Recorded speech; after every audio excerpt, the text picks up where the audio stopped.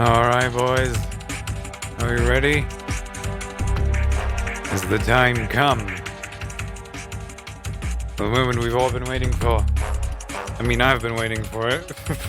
Fuck's sakes. This has been years. It's time for Peace Walker. Ah. My favorite Metal Gear in the series. It's been a long time coming. Building up to it. Oh, baby. We're playing the HD edition. Oh. On the PS3. God, I love this song. Father and Son is just the sickest of tunes. Solidus was right. We only just had to believe.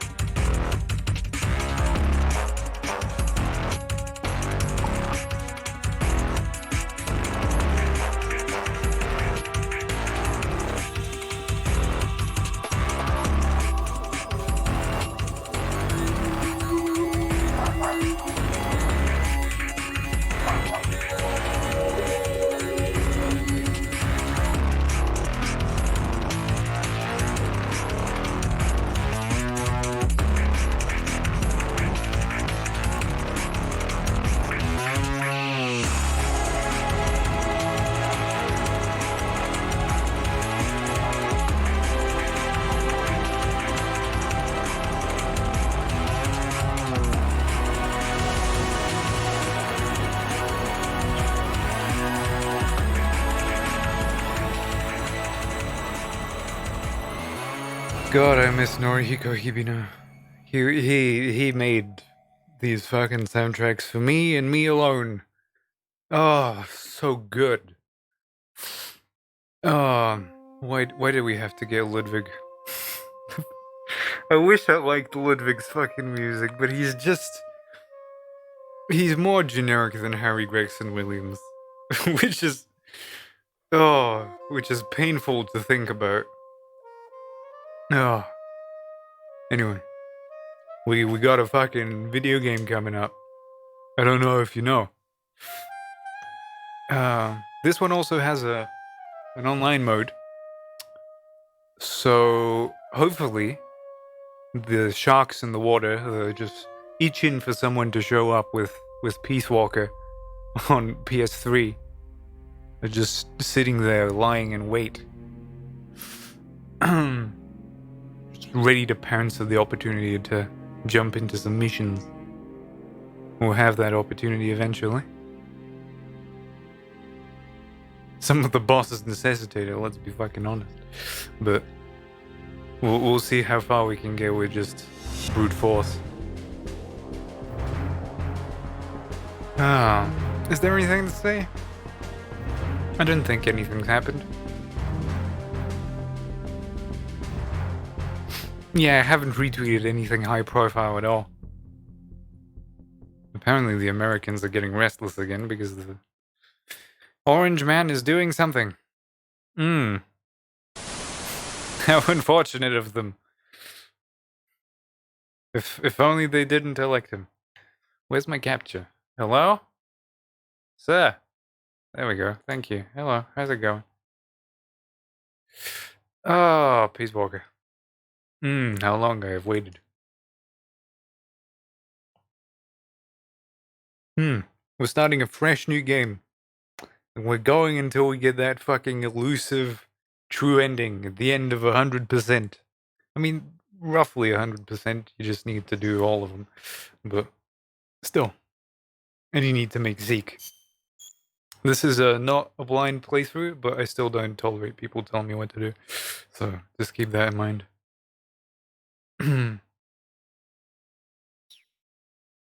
Oh. Let's see the best fucking menu. After 3, I guess. Because I fucking love 3's menu. So good. Ugh. Look at that. Doesn't that fit in well with the fucking Library. Oh, 2012. God damn. It's been a couple of years, eh?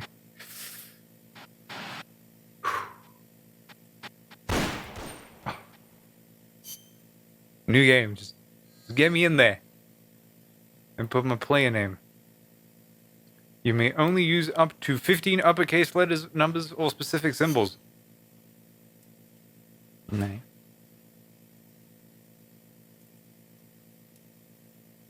A R T Y L. Ooh.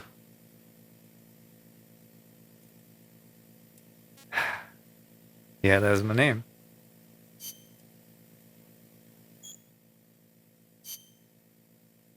I'm hearing something. I think it's just the wind. It's quite windy outside today. Oh, I'm gonna have to remember how to play this game. On the controller. Because this is a PSP game, if you didn't know. Thankfully, it was ported. And a quite good port at that. It's probably the best way to play it.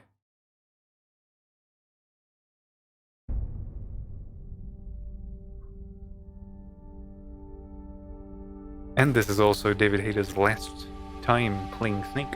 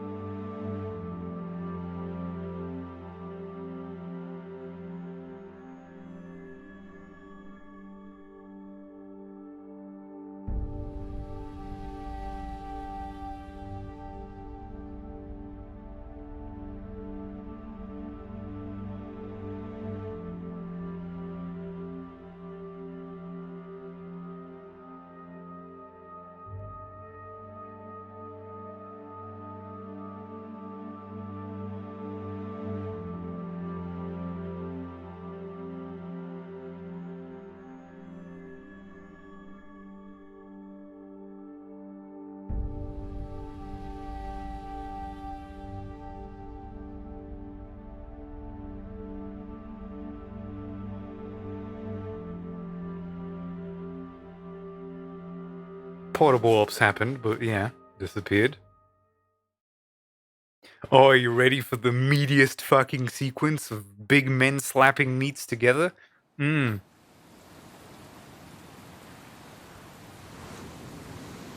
I'm so excited. I'm giddy.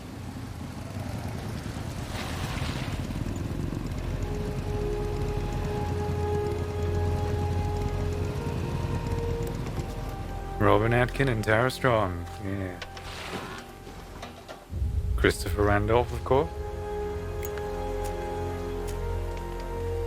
Greta Delisle, I think it is. And Vanessa Marshall, goddamn, what a role. Militaires sans frontières. Soldiers without borders.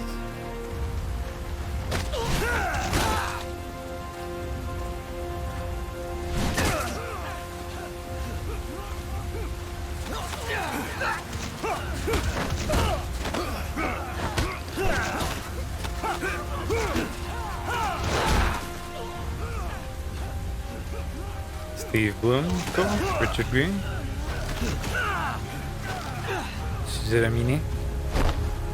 And Grant Albrecht. Boss!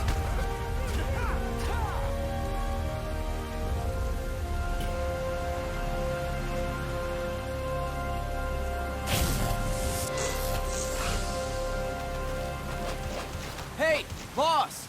Wanna go around? Oh yeah, we're going around. Free control.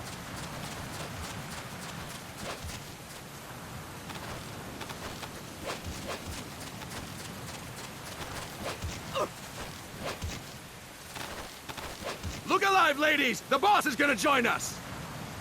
Show them how it's done, boss! This is kind of a tutorial Your stage, first but it's priority in fun. enemy territory is knowing your surroundings. Your life depends on where you are looking and how fast you can identify your targets. Therefore, you must first master moving your line of sight. To move your line of sight, use the right stick. Now, when I give you an order, look in that direction. Look up. Good. Look down. Good. You should be familiar with the up and down controls now. Press the action button if you're ready to move on. The action is triangle. Okay. Next, we'll check your left and right. Look right. Good. Look left. Good. You should be familiar with the left and right controls now. Press the action button if you're ready to move on. Okay. You can change the controls anytime in options. Go with the method that works best for you. Next, I'll explain how to change stances. If you just stand there like an idiot in front of an enemy, you might as well kill yourself now. At times, you will need to get low to avoid detection. You have 3 stances: stand, crouch, and lying down. To change stances, use the crouch button. Tap the crouch button to change between standing and crouching. You can move in either stance. Hold the crouch button and keep it held to lie down. However, you cannot move while you are lying down. I'll say that again. You cannot move while lying down. Is that clear?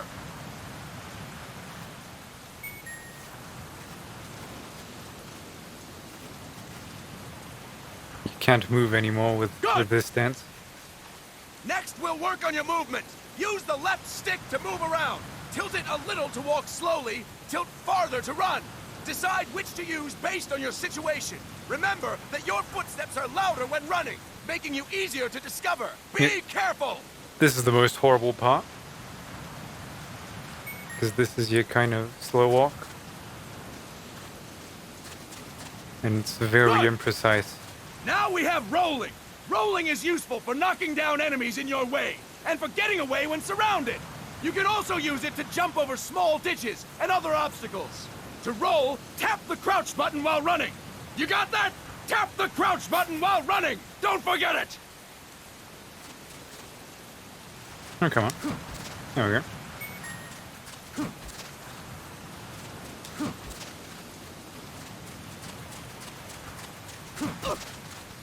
That's it! Next, I will explain how to attack without gunfire. You may run into an enemy unexpectedly. You may not have a weapon on you, or you may be out of ammo. You'll still need an effective attack strategy. Yeah, ready? One well-placed strike and the enemy won't know what hit him. To strike an enemy, press the attack button while standing still. On my command, press the attack button repeatedly and take down your opponent. Go! I'm ready, boss. This is just the start.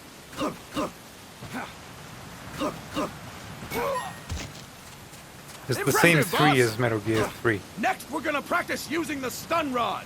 Hitting someone with the stun rod will shock them with 1.5 million volts. Anyone on the receiving end of that is guaranteed to be out cold. And dead. To use the stun rod, press the aim button to ready it, then press the attack button. You'll be glad to know we're using mock stun rods for this training session. When your partner attacks, make him believe it's the real deal. Prepare yourself for stun rod training. Go! I'm ready, boss. I think you have to equip it first. Oh no, that's already equipped.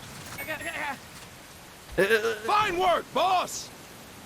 Now, we'll move on to CQC. CQC! CQC, or Close Quarters Combat, refers to when engaging an enemy in battle at very close range. It is a quick and efficient way of eliminating a threat. There are various CQC techniques. We will go over each of them. Don't get cocky because you think you know them. This will be different from what you're used to. Pretend you are learning it for the first time. Yeah. The first technique is throwing your opponent. To do this, position yourself near your opponent and press the attack button while you tilt the left stick. Be sure to press the attack button when the icon appears. Now, wait for my command and throw your opponent. Go! I'm ready, boss. You ready?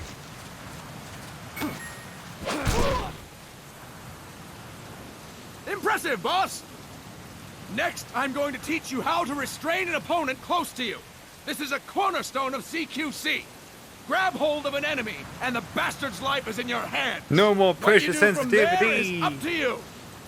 Yay. Just know that if you restrain him for too long, the average person will most likely pass out. Something to keep in mind. Let's begin. To restrain your opponent, hold down the attack button while near them. Restrain your opponent on my command. Go! I'm ready, boss.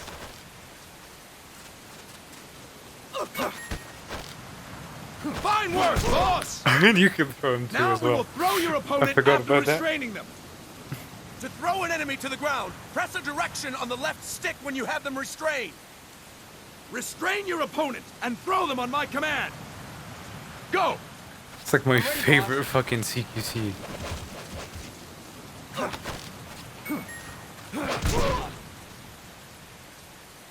Impressive, boss! Now we will try CQC against multiple enemy opponents. Consecutive You can also take out a CQC. group of enemies by throwing an opponent you have restrained. First, restrain an opponent by pressing the attack button near them.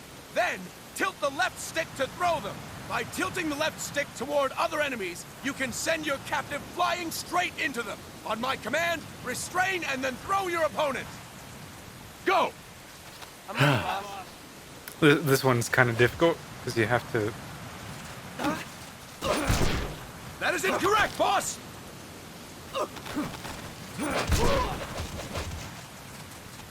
That is incorrect, boss! There we go. Fine work, boss! Again! Go! I'm ready, boss.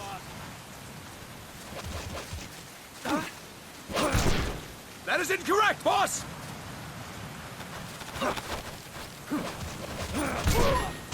There you go. Fine Because work, it's boss! two different types of throws. All right! Why don't we do something special since the boss is here? Anyone who feels like getting their ass kicked, step forward. Don't hold back, boss. When you're surrounded by multiple enemies, you'll have to take them on one after the other. Yeah. Do it! Simply press the attack button again while throwing the current enemy. Just be sure to wait for the icon to appear. Go! I'm ready, boss. Yeah, let's do it.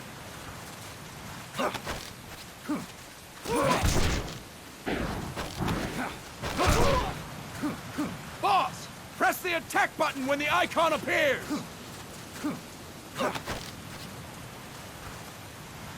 Boss, press the attack button when the icon appears.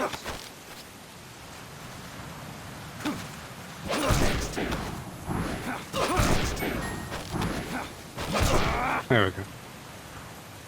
Fine work, boss. Again. Go. Consecutive CQC.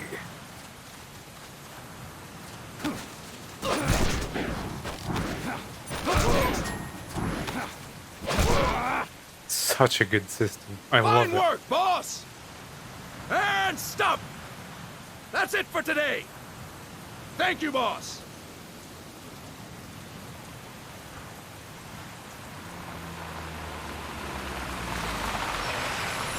Snake. He has a really dumb look in his face this game. Thank God the cutscenes are made by Ashley Wood.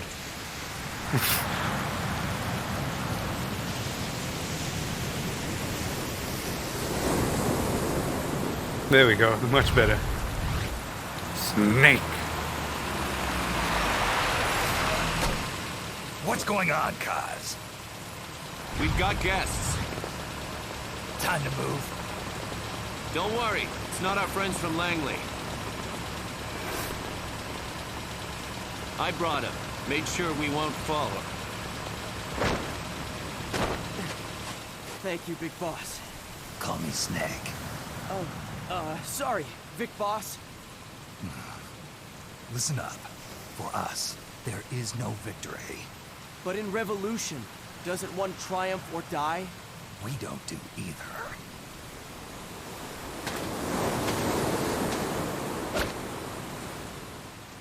Fucking love this game, man.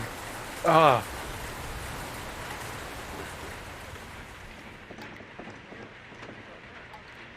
It's barely even started.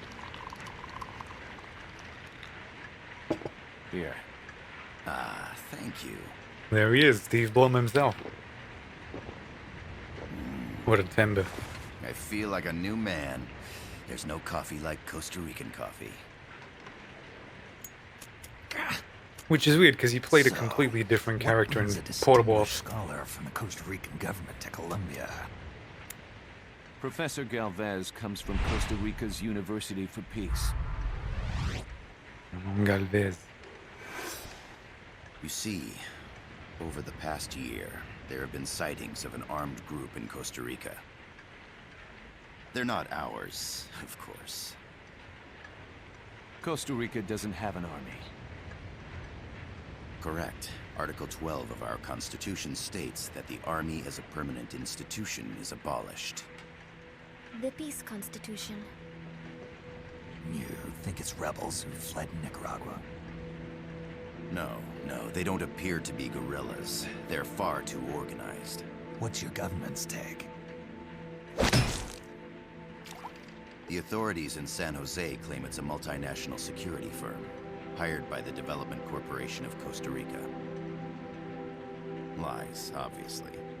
They're bringing in state-of-the-art weaponry and equipment by the shipload. Where'd they get that kind of cash? I fear La CIA may be involved. The CIA.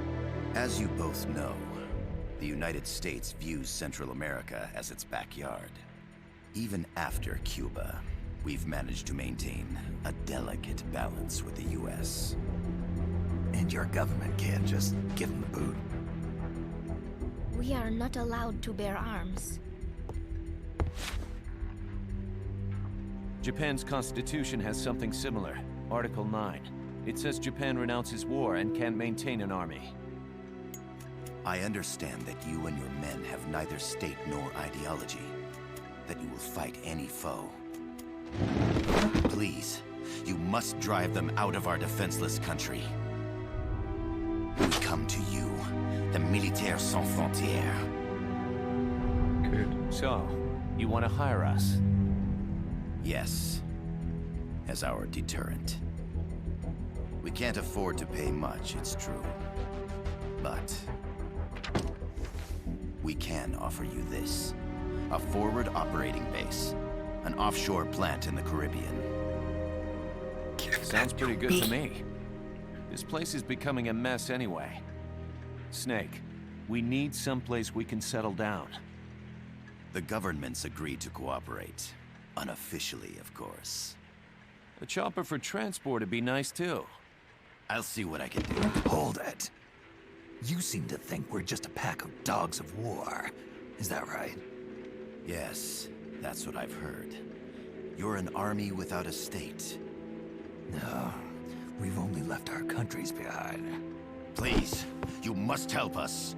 If your suspicions are true, force isn't gonna do any good. You'll have to find a political solution. The government's hands are tied. Go back to your bosses in San Jose. Tell them if they want, I'll introduce them to a negotiator I know. No. I'm not here on their behalf. So, what are you doing here? For over 20 years, I've preached the virtues of peace at multiple universities.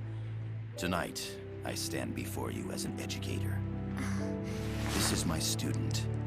She came to me to study peace. Her name is Paz. Paz Ortega. Paz. Peace? No kidding. That's my name too. Kazuhira.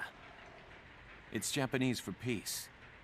Oh, you. Pleased to meet you, Paz. You're the most peaceful man I know. Kaz.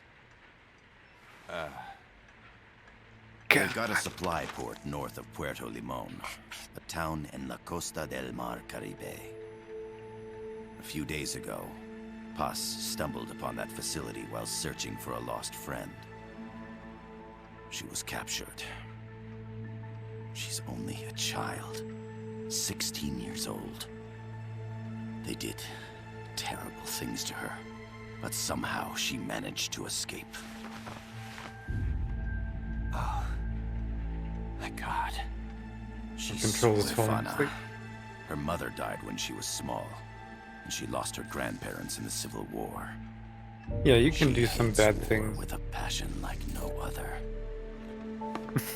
My name is Paz, and I will do anything to protect my namesake. It is my one and only purpose. Please, get them out of my country. Make them leave Costa Rica. Sorry, kid. We know who you are, Big Boss. That is why we've come to you.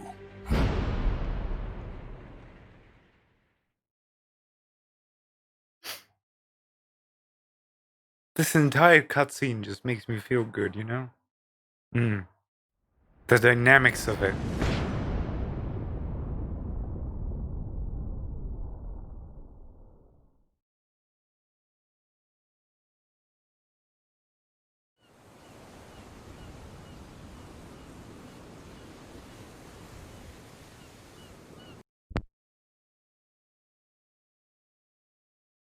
I don't know why my power is flickering.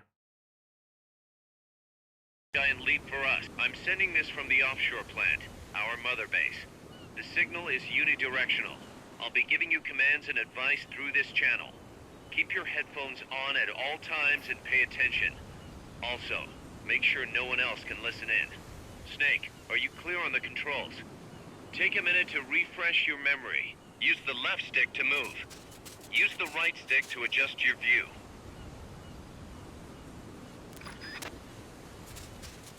To change your settings, use the Start button to open the menu. There's no one around. Why not try some shooting practice? Select a target and squeeze off a round or two. Press the directional buttons while holding the R2 button to switch weapons. Ready your weapon with the L1 button. Then press the R1 button to fire. Select equipment by pressing the square or circle button while holding the L2 button. To check your map, press the Start button to open the menu. The Mark 22 tranquilizer gun can put enemies to sleep. The closer to the head you hit, the more effective it is. Tranquilizer rounds are hard to come by. Don't waste them. Wait, why is it? I thought I set it to equip and unequip. Yeah, what is it doing? To use the stun rod, first unequip any other weapons, then ready it with the L1 button and strike with the R1 button.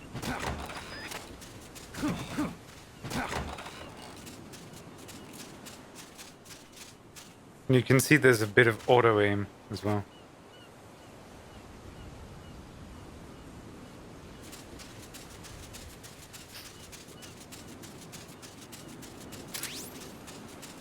Grenades.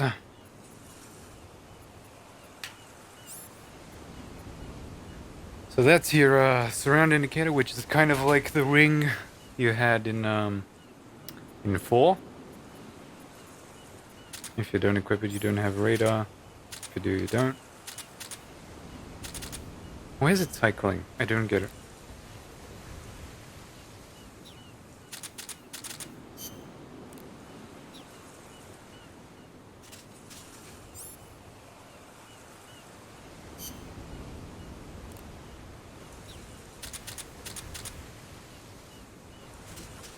I mean, there's really no reason why you shouldn't have something equipped. Ah, a perfect target. Looks like you won't be the first to put some holes in it. Some peaceful paradise. That means you're not alone out there. The enemy could be near. Why not sharpen your skills here a bit before you bump into one of them? Press the select button to turn on auto aim. Press select again to turn it off. With auto aim, you'll lock onto enemies automatically. Only problem is, you can't target specific body parts. Auto aim effectiveness will vary from weapon to weapon.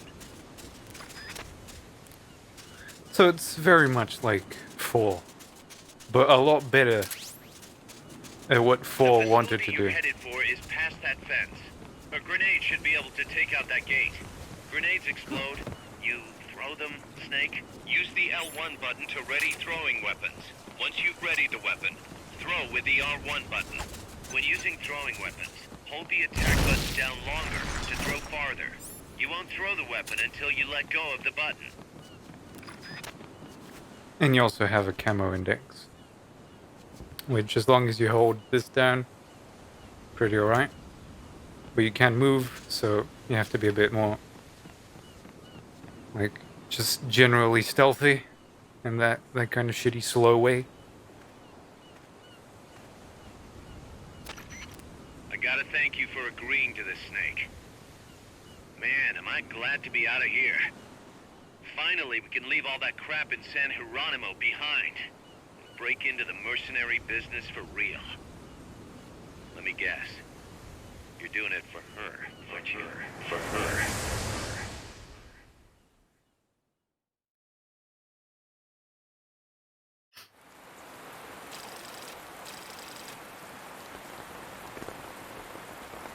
That's 2 years after the last talk, I think.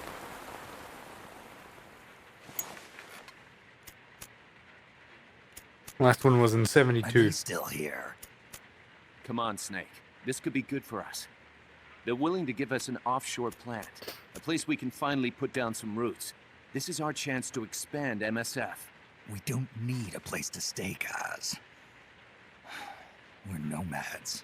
We always will be. What? You'd rather keep wandering from conflict to conflict? Tools in the hands of whoever's fighting at the time? The second we settle down, who's to say we won't become the warmongers? Listen to me, Snake. We're not mercenaries. We're not a foreign legion. MSF's a business. A new kind of business. Look, it's not like we're trying to start a war here. All we need to do is find out who this security company really is. Come on, Kaz. It's pretty obvious that they're backed by the CIA. Wait a sec. That would mean... Our friend, the professor, is likely KGB. I see.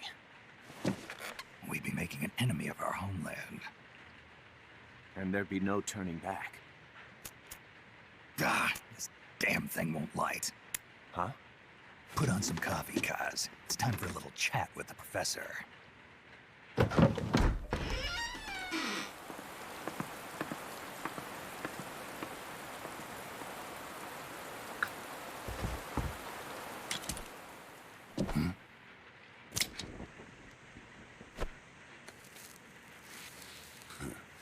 I was a heavy smoker.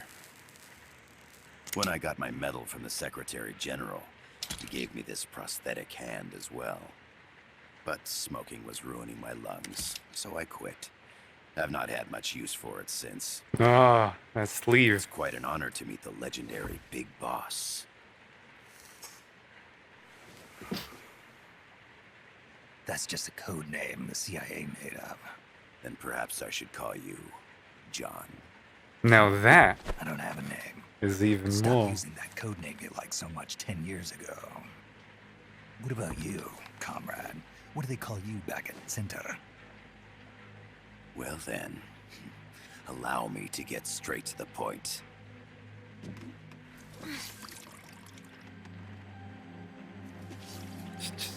And as slim as a whip, hot as torture. That's the Chilean poet, Neruda. Central America is the navel of the American continents, bridging north and south. We want this land. We'll build a socialist stronghold, then use it to split the Americas in two. America would lose its backyard. And with it, its economic production, shipping lanes, and strategic value. We, on the other hand, would gain a base from which all of Latin America would be well within our reach. He who controls Central America will win this Cold War. First comes Nicaragua, toppling the pro-American Somoza regime. In preparation, we've begun instigating anti-Somoza sentiment and providing aid to the Sandinista National Liberation Front. You're manipulating Sandinista into overthrowing Somoza for you. After the revolution, Nicaragua will become a socialist state. You think America's just gonna let that happen? Certainly not. After all, the CIA is already here. And that's the armed group inside Costa Rica. Precisely. It's clear that they've been sent in to disrupt our efforts across the border in Nicaragua. Simply put, the army now stationed in Costa Rica is CIA capital. But it's more complex than that. The CIA's got something else planned as well. What? That is the million-dollar question. Big Boss, we want you and your unit to find the answer. Infiltrate and investigate the facility in La Costa where Paz was imprisoned. Learn all you can of their operations. Then, drive them out of the country.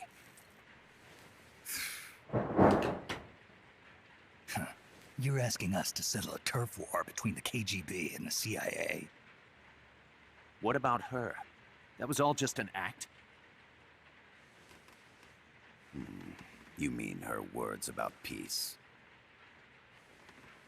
She was captured, that much is true. But I've kept my KGB affiliation from her. And you thought we'd fall for a sob story? No. I had good reason to bring her along. She managed to escape with her life, but her friend was not so lucky. Why were they attacked? I believe this will help explain. Perhaps they saw something they weren't supposed to. Perhaps they heard something they shouldn't have. A cassette tape? Paz took this during her escape. She says her friend happened to record it by accident. What is that? A portable stereo cassette player. The first of its kind. Ah, I heard they were working on something like that in Japan. Didn't know you guys were too. I believe what you're about to hear will help you understand.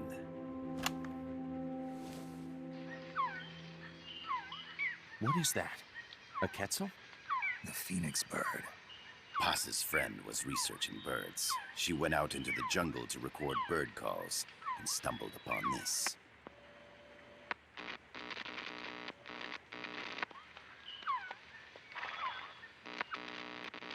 So? So what?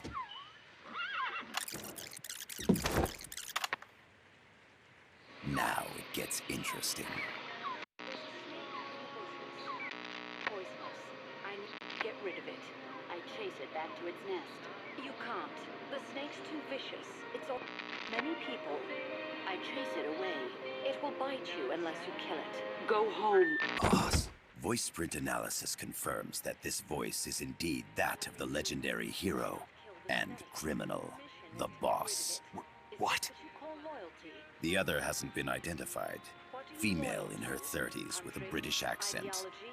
The song playing in the background was a hit in 1973. What's it going to be? Loyalty to your country or loyalty to me? Your country or your mentor? Your mission or your beliefs? I am loyal to Boss myself. is alive in Costa Rica. As I understand it, she was your commander, fought by your side. And that you killed her under orders from the CIA, thus surpassing her to become the hero known as Big Boss.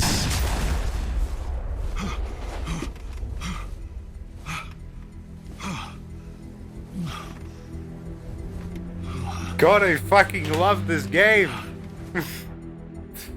Well, what'll it be? Will you take the job? Snake, it's gotta be a trap. So you still can't turn your back on your country? Then I suppose you won't need this.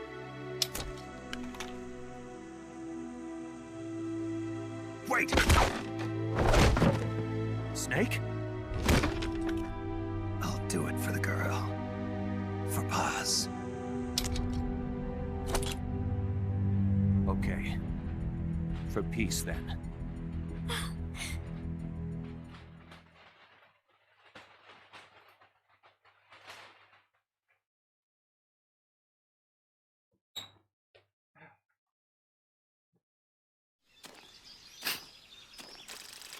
Oh, oh,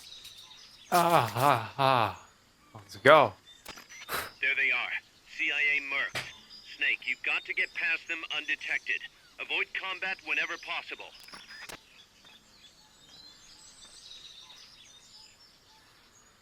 Could I have missed this?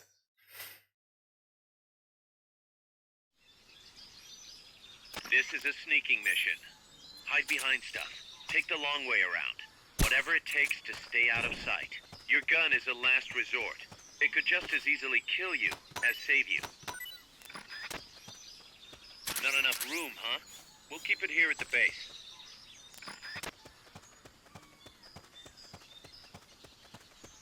The indicator in the upper right serves as a compass and shows sound sources.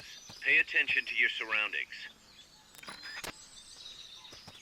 Oh my god, I love this. It's so good.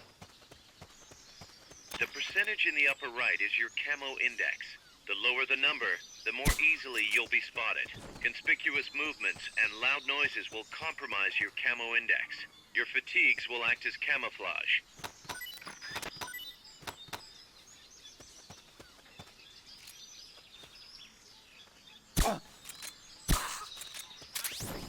Keep your eye on what's left of your life gauge on the left of the screen. To the right of that, you'll see your sight gauge. Exhausting it will inhibit your actions.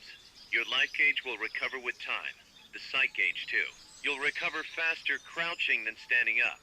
Lying flat works even better. So this Metal Gear, different to other ones, is mission-based.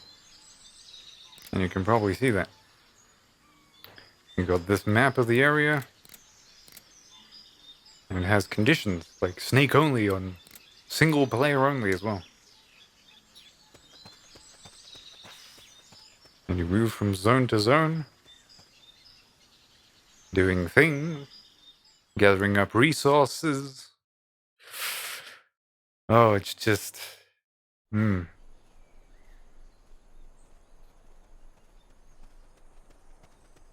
My suppressor is going to eat shit a lot this game.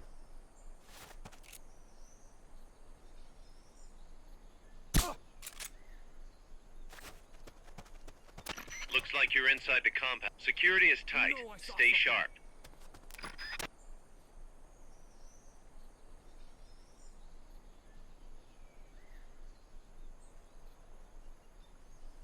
It's gonna fall asleep.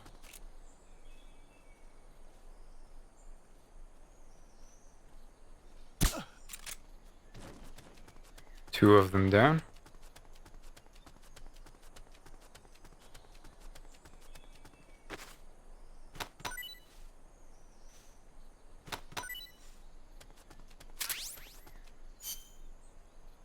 God damn it.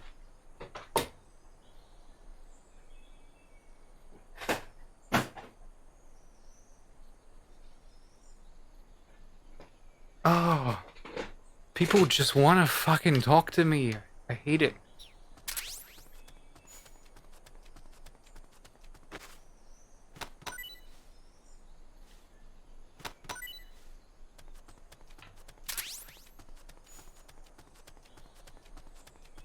Now there's a box around here.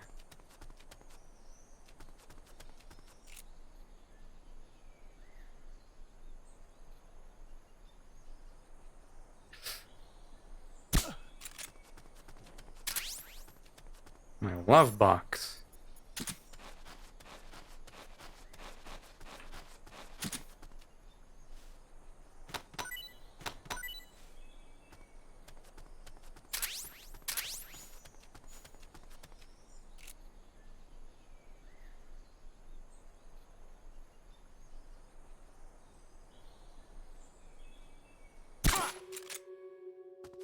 Shit. Enemy attack!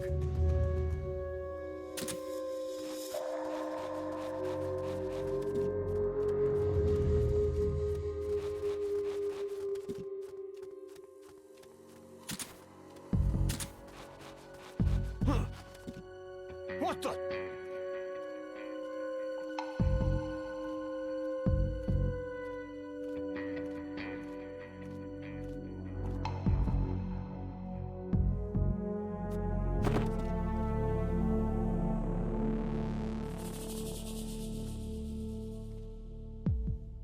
Come on, look around.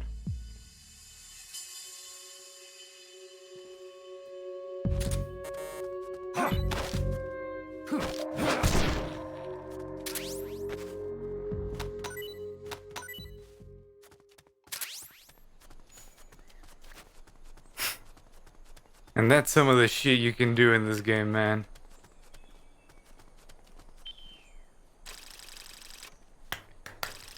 I fucking love it. Oh, it's so good.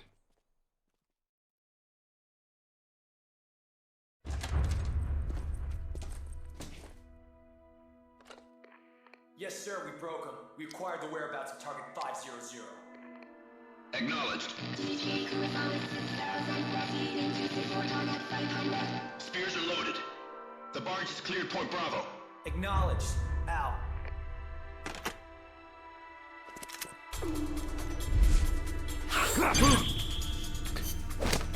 I forgot this thing exists. Freeze! The cargo. Where's it headed? What is it? Air suit! In the mountains! What's up there?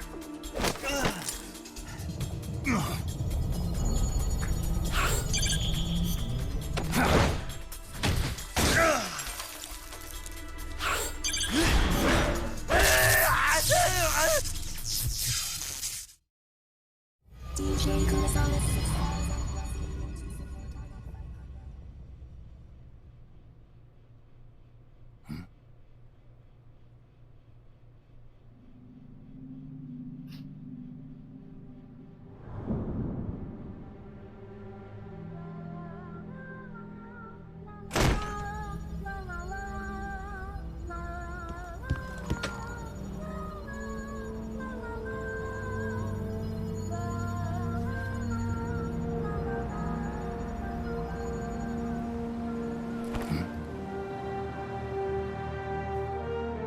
There he is, the man of the hour. This is Snake. Kaz, can you hear me? Loud and clear. You found a radio. It's got a circuit that reverses the audio phase. Let's switch frequencies from time to time, just to make sure we're not detected. I found a map of their bases. The cargo's heading from the marshes west towards Irasu. Nice going, boss. Kaz, this place is full of film badges. Dozens of them. Film badges? Like the ones used to measure radiation exposure? The radio man was wearing one. And whoever he was talking to called the cargo Spears. Wait, that would mean... Nukes. They're bringing nukes into Costa Rica. Holy Mother of God.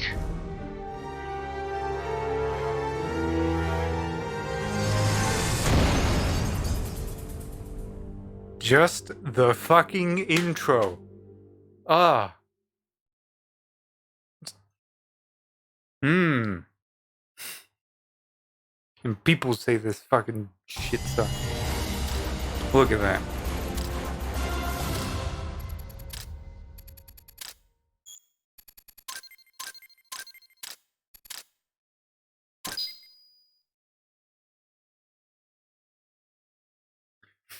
You can get S ranks, but that requires, I think, a lot more speed. It emphasizes speed a lot.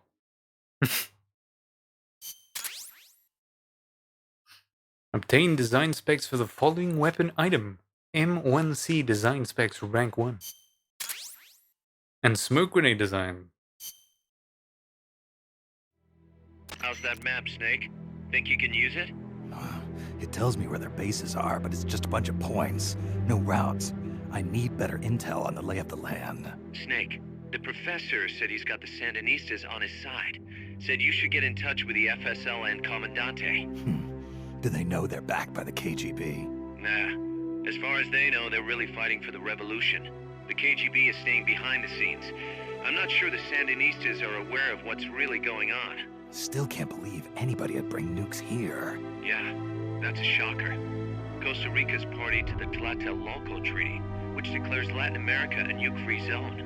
Based on Japan's 3 non-nuclear principles, it bans the testing, use, import, or deployment of nuclear weapons. If word of this gets out, Opinol will be forced to act. It'll cause an international uproar.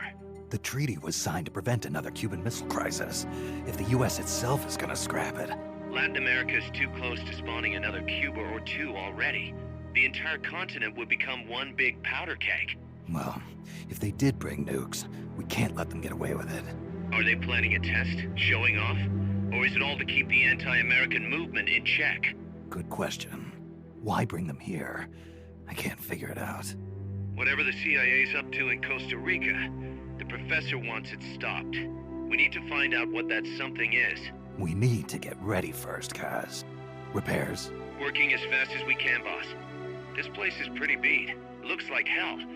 But as long as you're with us, we'll make it heaven. No one can bother us here. No state telling us what to do. This is the MSF's haven, our mother base. And with this foothold, we'll back you up even better than before. We're gonna turn this pile of junk into something big.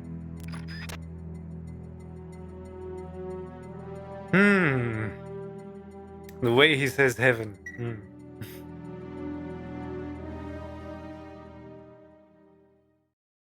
It's like he knew.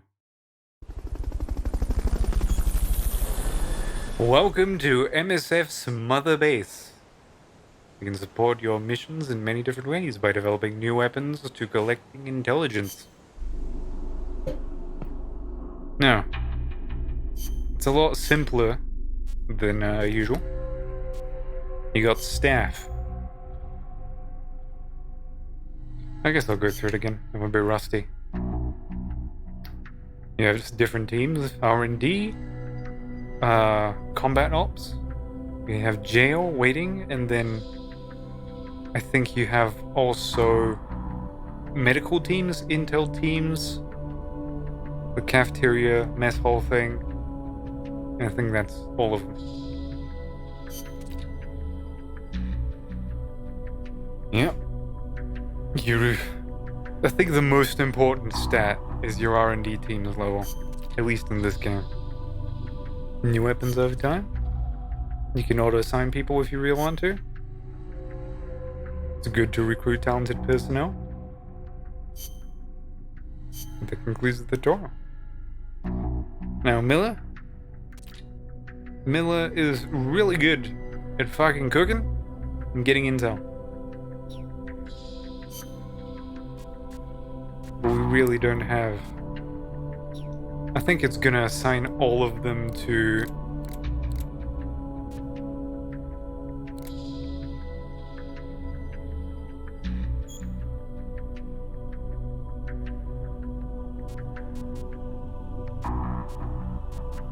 say that. And then you can auto-assign them, and I think it's gonna put all of them in research right now. New weapon is now available for development. Mark 22 Mod 0 Hush Puppy. Very good. Analyzer rank 1. Also a kind of very important item.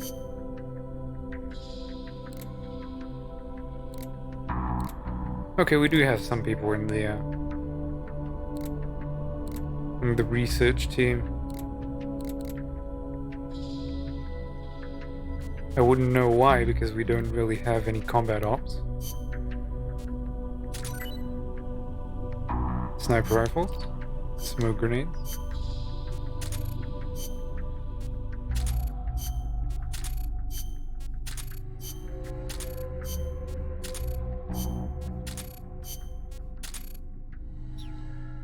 So yeah, versus ops PvP matches, I think.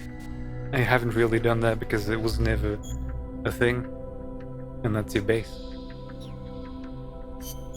And we go into R&D.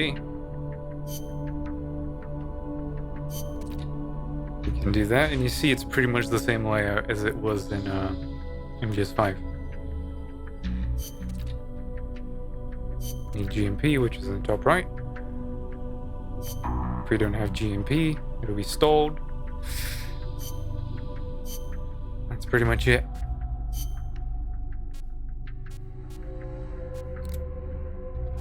Okay. Analyzer is very important.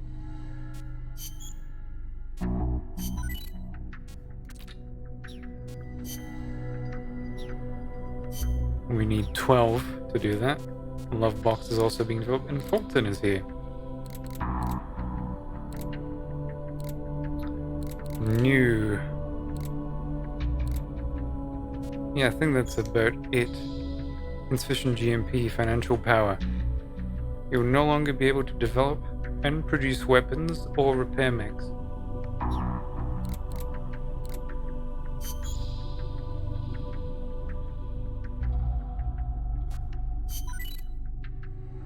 Oh, right, I don't have GMP. It was just the picture.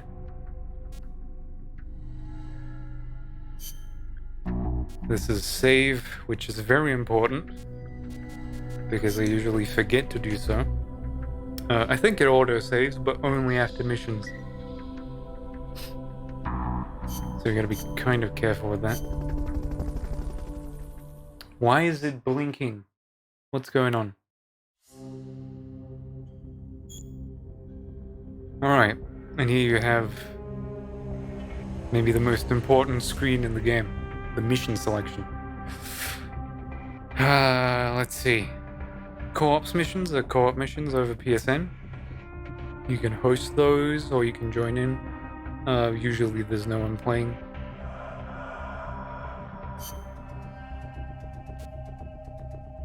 And they're separated into main ops, extra ops, co-ops, and you have cutscenes and regions if you want to do free play. Let's do Fulton Recovery. Snake has knocked out a radio soldier in the supply facility at Puerto del Alba. Use Fulton Recovery to retrieve the radio soldier. Killing the soldier will result in instant mission failure. MSF soldiers only. We have 3 minutes before the soldier wakes up. Time penalty if you triggered an alert, and all that. The boss has infiltrated the area around the coastal supply facility and knocked out the soldier there. But we can't just leave him there to be found. I need you to get in there and capture the unconscious soldier using the Fulton recovery system.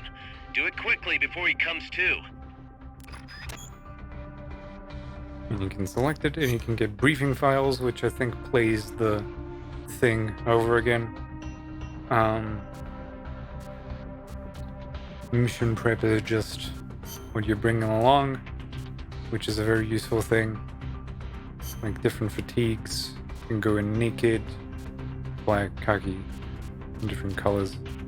I don't know if these are unlocked by default, but they offer you kind of different bonuses to different places. You really want something that's good for concrete.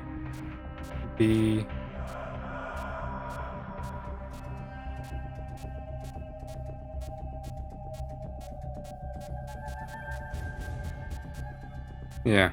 Survival. This is my fucking favorite. You can have weapons out if you really care. You don't really have anything else, so it's kind of one of those situations.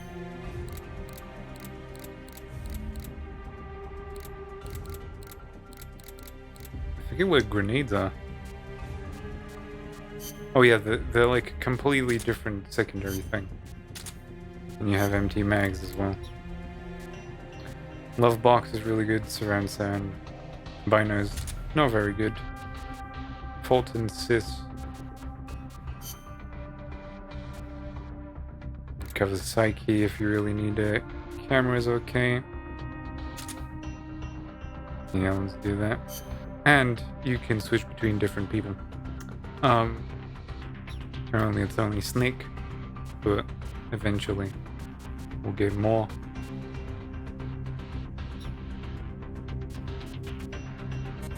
And start mission.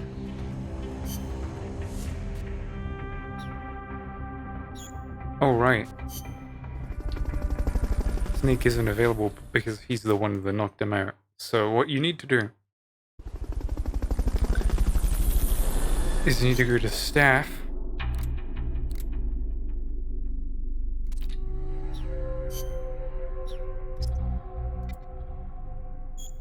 You need to remember how to sort.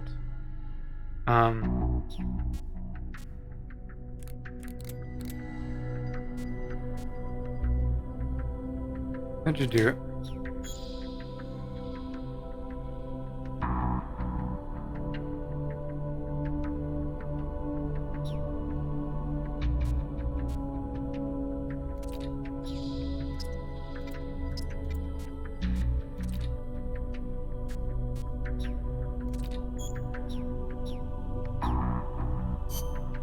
God damn it, I've already forgotten. I did it, like, by muscle memory.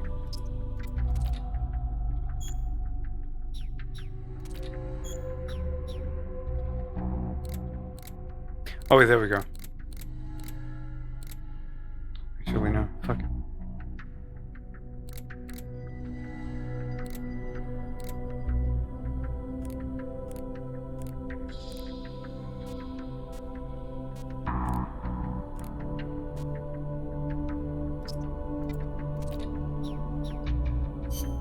Fucking hell. Ah, there goes start. That's what I wanted. So Miller's currently the best, and he's unique. I don't remember if I can use him. But let's send Alligator into the combat team.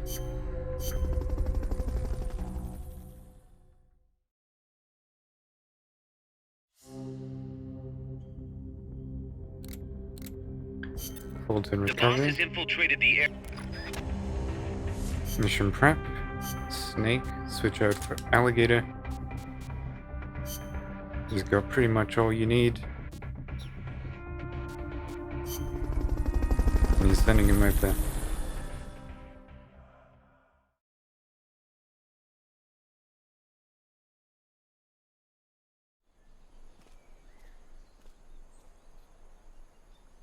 Use Fulton Recovery to bring back knocked out soldiers.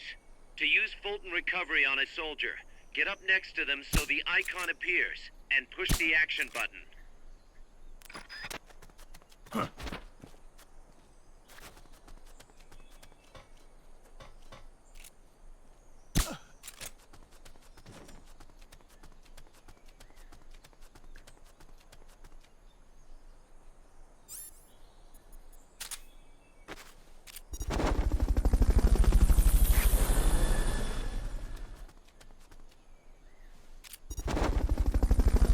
Fulton Recovery subject confirmed onboard helicopter. Fulton Recovery helicopter is complete.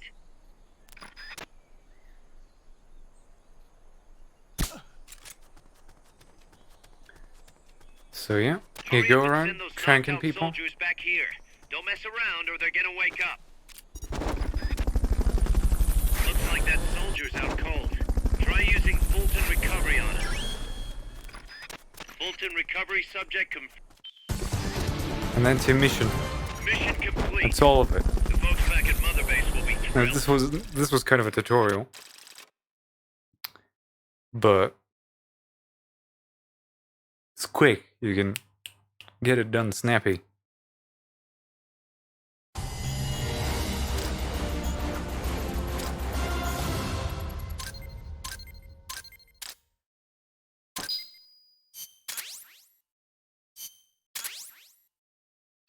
The following words can now be infused with heroic spirit. Here. Obtain design specs for the following items. Hobby magazine. So you keep getting new items, you unlock shit, you use it in the video game. It's just... Personnel report has arrived. Now I think it's gonna stick him in the brig. At least most of them, if not all of them. Staff parameters have increased. The soldier's abilities have increased due to the experience from the mission. That's Alligator. And we have 4 new members.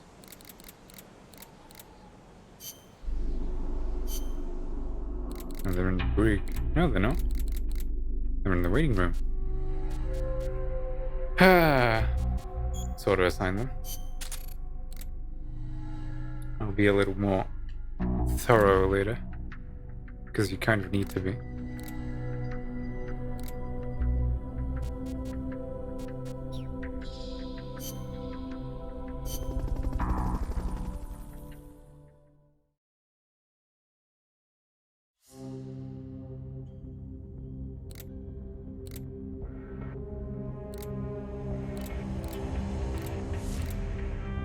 Okay, contact the Sandinista Comandante.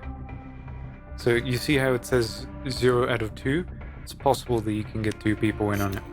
Snake, I rigged that radio so you can contact our young lady friend Paz. Is she okay?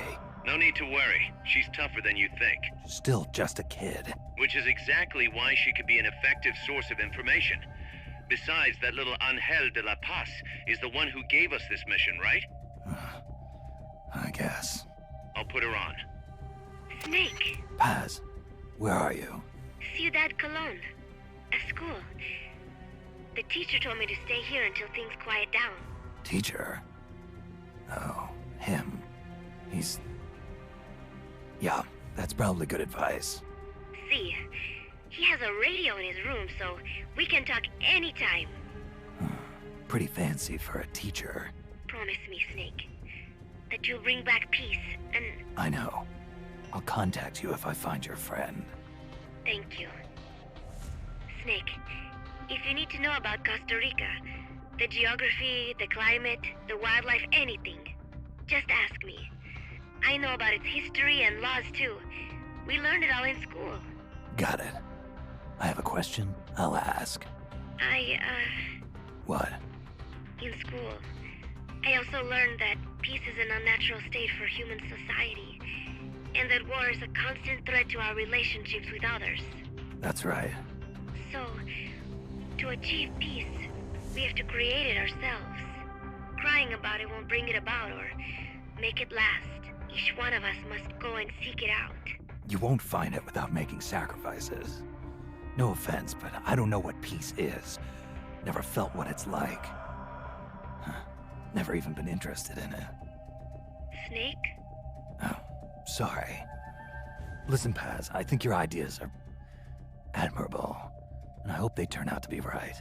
Yeah, me too. Peace is in your name. Who better to help bring it back? Thanks, Snake. I will be here whenever you need me. See you later. Snake, use your radio to call people, but stay alert. You're in the middle of a mission and can't afford to let your guard down. Got it. Need to know more about Costa Rica? Paz can help you out. Good to know. We'll follow their transport route. This should take us straight to their main base. From what I've seen, it looks like nukes. Agreed. The key thing now is to confirm whether those spears really are what we think they are, and if so, why they're here. Follow the transport route. Find the nukes. That's what I'm thinking. First, we should make contact with the Sandinista Comandante. They can tell us more about what's up ahead. But it looks like their hideout's already come under attack. We better hope they're still alive. Snake, infiltrate that cabin and secure the Sandinista's Comandante. Neutralize any guards by knocking them out, putting them to sleep, or even using the Fulton recovery system. You choose how to handle it, boss. Okay. You do a single player? Is briefing files different? Yeah. So, we can call either Paz or Miller. Oh, we should probably go through these.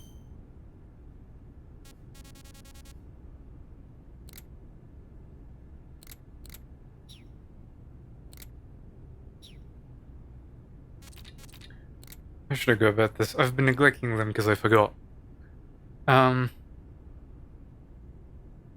Yeah, let's just go for it, I think. Kaz, what kind of shape is that plant the professor gave us in? First time I laid eyes on it, I thought it was some kind of joke. It was a giant birdhouse, seagulls everywhere. We eventually scraped off most of the rust and bird crap. The underlying structure's intact. Little elbow grease? Man, we should be in business. Who used to own it anyway? Whatever shape it's in now, somebody sank some serious money into building it. From what I can tell, an American university built it as a research platform for ocean thermal energy conversion. The name's still on some of the rusty old power turbines. I'm guessing they must have had government and corporate assistance to build it too. But they couldn't solve the thermal efficiency problem, and the project was canceled. Then after the university abandoned it, a KGB front company scooped it up for next to nothing. At least that's my theory. How'd the KGB manage to buy a plant built with American capital, front company or not? Yeah, that professor is quite the operator. One other thing.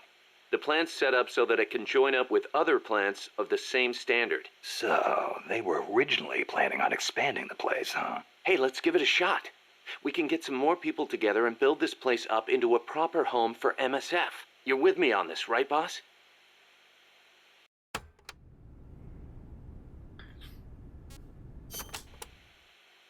Snake, you can use the Fulton surface-to-air recovery system to send prisoners and unconscious mercenaries you encounter back to Mother Base. I know you've used the Fulton before, but just to make sure I'm not missing anything, let's review the steps. Okay. First, attach a balloon to the unconscious enemy or captured prisoner. Right. I hook a wire to their waist, and on the other end of the wire, there's a helium balloon. Right. Then we'll send over a chopper to catch the floating balloon with its recovery hook and reel it up into its cargo hold. And that's it? And that's it. We finished installing the recovery hook on the Huey. Wait, Kaz. Something doesn't make sense about this whole process. This again. Well, normally, Fulton recovery is for when you're using fixed-wing aircraft. With a helicopter, isn't it simpler to land and pick up directly? Listen, Snake. You're going to be calling for recoveries repeatedly throughout your mission. We want to keep the risk of taking enemy fire to a minimum. The best way to get that done is to do the recovery in a high-speed flyby. That's what the Fulton surface-to-air recovery system is for. Uh-huh. What's the real reason? Helicopters are cheaper, and the repair bills will start adding up once the bullets start flying. I thought so. Kaz, I know we need to keep costs down, but... Boss, you really need to get rid of this whole army mentality. We're not the Pentagon. We don't have billions of taxpayer dollars to play with. And besides... Fine. Just pick a reason that makes sense. Helicopters have quicker response time. Sounds strange, yeah, but it works great. I promise. You'll get used to it before long. Yeah, I hope so. See, even these have some fucking character to them. Fucking hell. Still can't believe Professor Galvez was KGB. Well, like the professor said, Moscow's hell-bent on communizing Latin America. Yeah, the Cuban intel services are all in the KGB's pocket. You don't think he's got some kind of ulterior motive? If the CIA is up to something, it's only natural that the KGB wants to know about it. But I doubt they're showing us their full hand. We'd better watch our backs.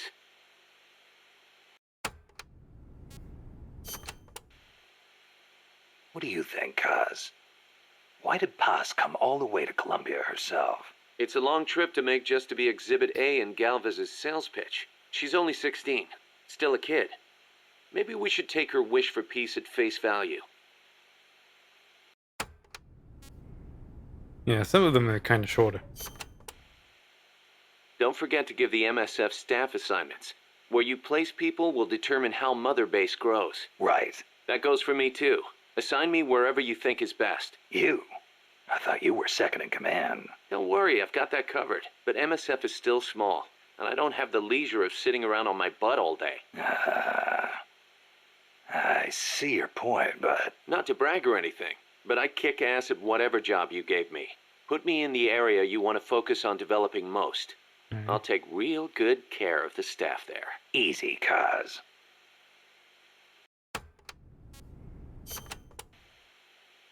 You probably heard this a million times, Snake, but you should always avoid combat with the enemy when possible. Right. We're outnumbered and in unfamiliar territory. We won't survive long in a straight fight, even with you on our side. I know. Avoiding combat is rule number 1 in a sneaking mission. That's right. Don't let the enemy know where you are, and attack only when necessary, using hit-and-run tactics to cripple them. It's the essence of guerrilla warfare.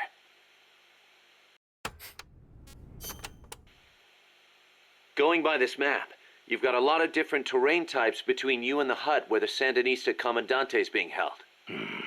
Looks that way, doesn't it? Starting with jungle. The enemy won't be able to see you very well, but your visibility won't be so hot either. Stay alert. Next, you've got the swamps along the river. Make sure you get a good feel for how robust surveillance is before diving in. Will do. Finally, there's the boat repair cabin. The Commandante's in there. It's a key enemy outpost, and security is going to be tight. You may have to let brute force do the talking. You still have a long way to go, Snake. Use caution and don't make a racket out there. Got it?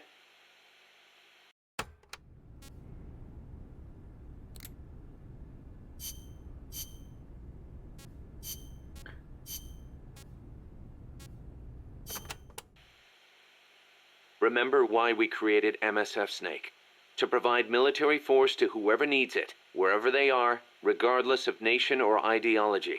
Our beliefs aren't all that lofty. We just won't be the tools of any one country. Exactly. We know only how to fight, but we refuse to live our lives at the whim of the state. The MSF seal is patterned after Pangaea, the supercontinent from 250 million years ago. Back then, the whole world was one landmass, one world. No gaps, no rifts. Our strength will take us back there. I guess I could just listen to all of the things in file library instead of just doing about this mission. Yeah, that might be a little bit better. What about you, Kaz? Any interest in expanding MSF? You'd better believe it. I want to make us into an organization that doesn't take orders from any country. Just like you were saying, we have to be strong. Strong enough to defend ourselves. We need money, too. Money to train soldiers to fight. The way I see it, we make MSF into something along the lines of a new kind of business. A contractor providing the full range of military services. Not just combat, but logistics, training, weapons, outfitting, and R&D. Combining the small footprint and exceptional performance of special forces with the raw military might of a full regular army. Only with that kind of power can we break free of nation states.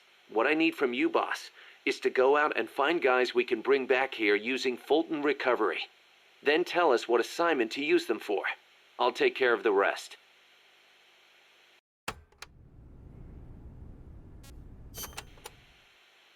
Your old mentor, the boss.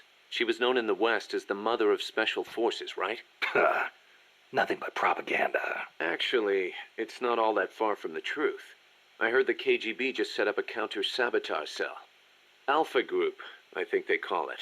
There's even a rumor that West Germany created a counter-terrorist unit within its border police after the debacle at the Munich Olympics. Back home in the States, they've got the illustrious Green Berets, the SEALs, and your personal creation, Foxhound. The seeds sown by the boss are beginning to sprout. Same goes for MSF, right? In creating it, you were carrying on the will of the boss. Yeah.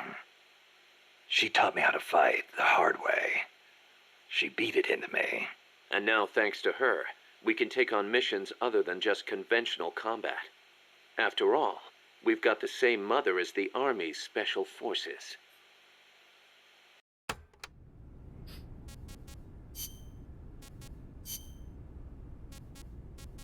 Oh man, that's a lot. Fuck me. Costa Rica isn't alone. All of Latin America is getting swept up in the superpowers' Cold War. The whole ideological split between East and West.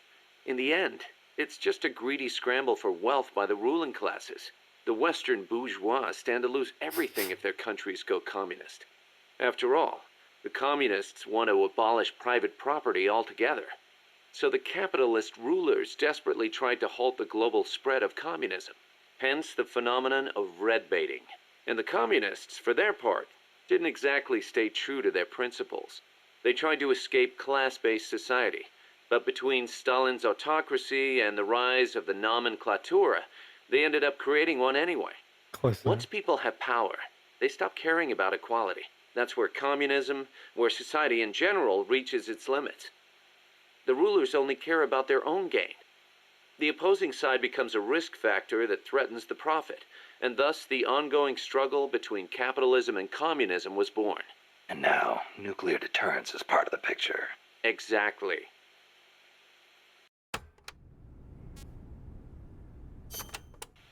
This is very important. They say nuclear weapons are the reason we haven't seen conflict on a global scale since World War II. The thought that your opponent might launch nukes against you sort of makes it tough to start an armed conflict, especially now that they've got intercontinental ballistic missiles. Nowhere is safe. Of course, all that has caused military expenditures to skyrocket. Well, the only way to ward off a preemptive strike is to flaunt your own nuclear stockpile, and that's caused their numbers to increase exponentially. Not just with regards to destructive power, but in terms of targeting technology too. Now they can hit a target halfway across the world with pinpoint accuracy. In a way, the space race was a demonstration of that technological progress. And as a result of all that, we now have mutually assured destruction. It's the ultimate form of deterrence. No one's going to launch their nukes knowing they'll be obliterated in return. I don't know. The chance of somebody hitting the button by mistake is never zero.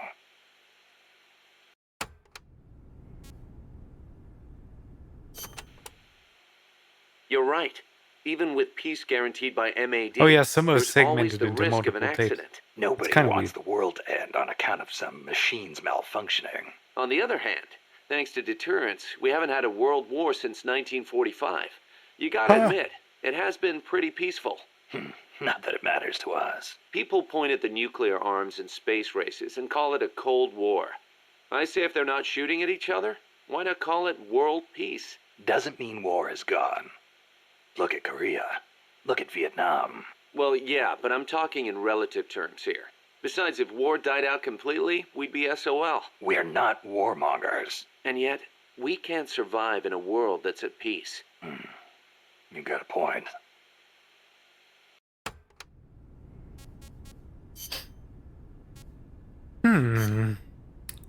Cuban Missile Crisis. So it's been more than 10 years since the Cuban Missile Crisis, huh? I don't think we'll ever forget it. No kidding. Those 13 days starting October 15th, 1962, were probably the closest we ever came to all-out nuclear war. The Russians deployed nuclear missiles to Cuba. America responded with a naval blockade. Then Russia shot down an American spy plane. I was still a teenager back then, but I remember what it felt like to be one step away from nuclear war. The adults were freaking out. If it wasn't for the Cuban Missile Crisis, there might never have been an Operation Snake Eater. And... What's the matter, Snake? It's not like you to get all hypothetical. I guess not. It was the reassessment after the missile crisis that paved the way for the hotline between Moscow and Washington, and also for détente. That's irony for you.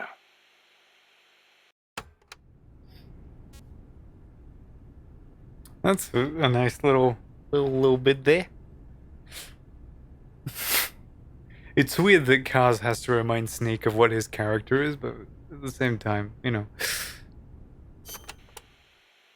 The Treaty of Tlatelolco was enacted to make Latin America into a nuclear-free zone. It bans the testing, use, manufacture, production, acquisition, storage, and deployment of nuclear weapons. The impetus was pretty obvious.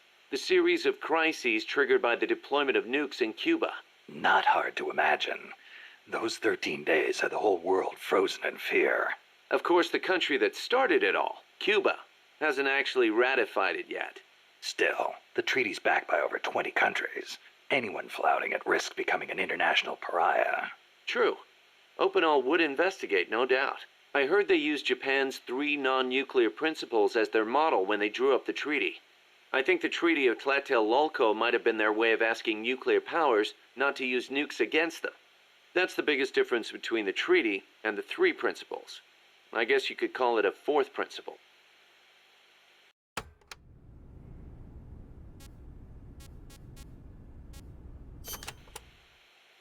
So Costa Rica abolished its army back in, what, 1949? Pretty gutsy move for a Central American nation at the time.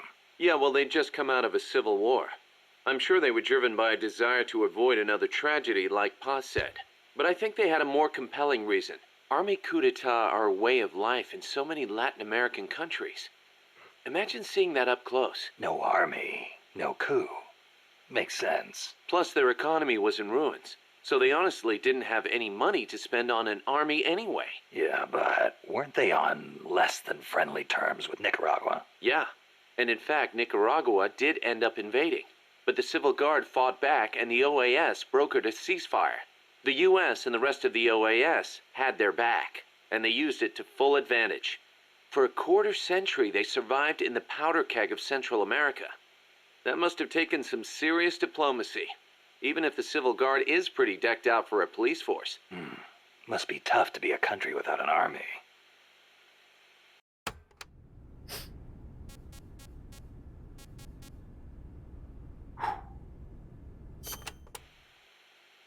Hey, Snake, mind if I ask you something? Since when did you start asking permission? So, you used to be part of a CIA paramilitary unit, right? That's right. Ever do any ops in Central America? No, not personally. But there were other units who did all kinds of stuff. I remember the Bay of Pigs invasion back in '61. The papers had a field day with it. Operation Zapata. That was the CIA code name. The whole thing went south. Then there was Che Guevara, being hunted down in Bolivia. I heard the CIA had a hand in that, too. There were several units similar to mine. MSP, SOG. They'd recruit former special forces, train them as intelligence agents, and send them on deniable covert paramilitary operations. One of those units trained the Bolivian army in counter-guerrilla tactics. And then had them shoot El Che. So the story goes.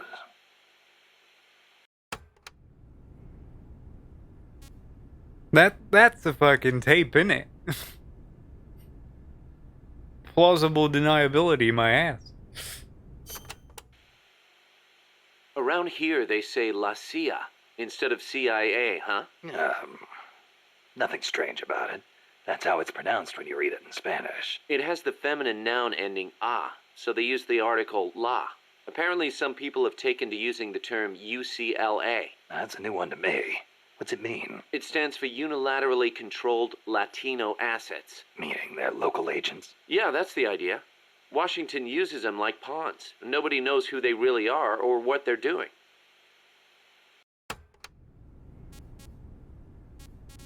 Let's close that one. Oh my god.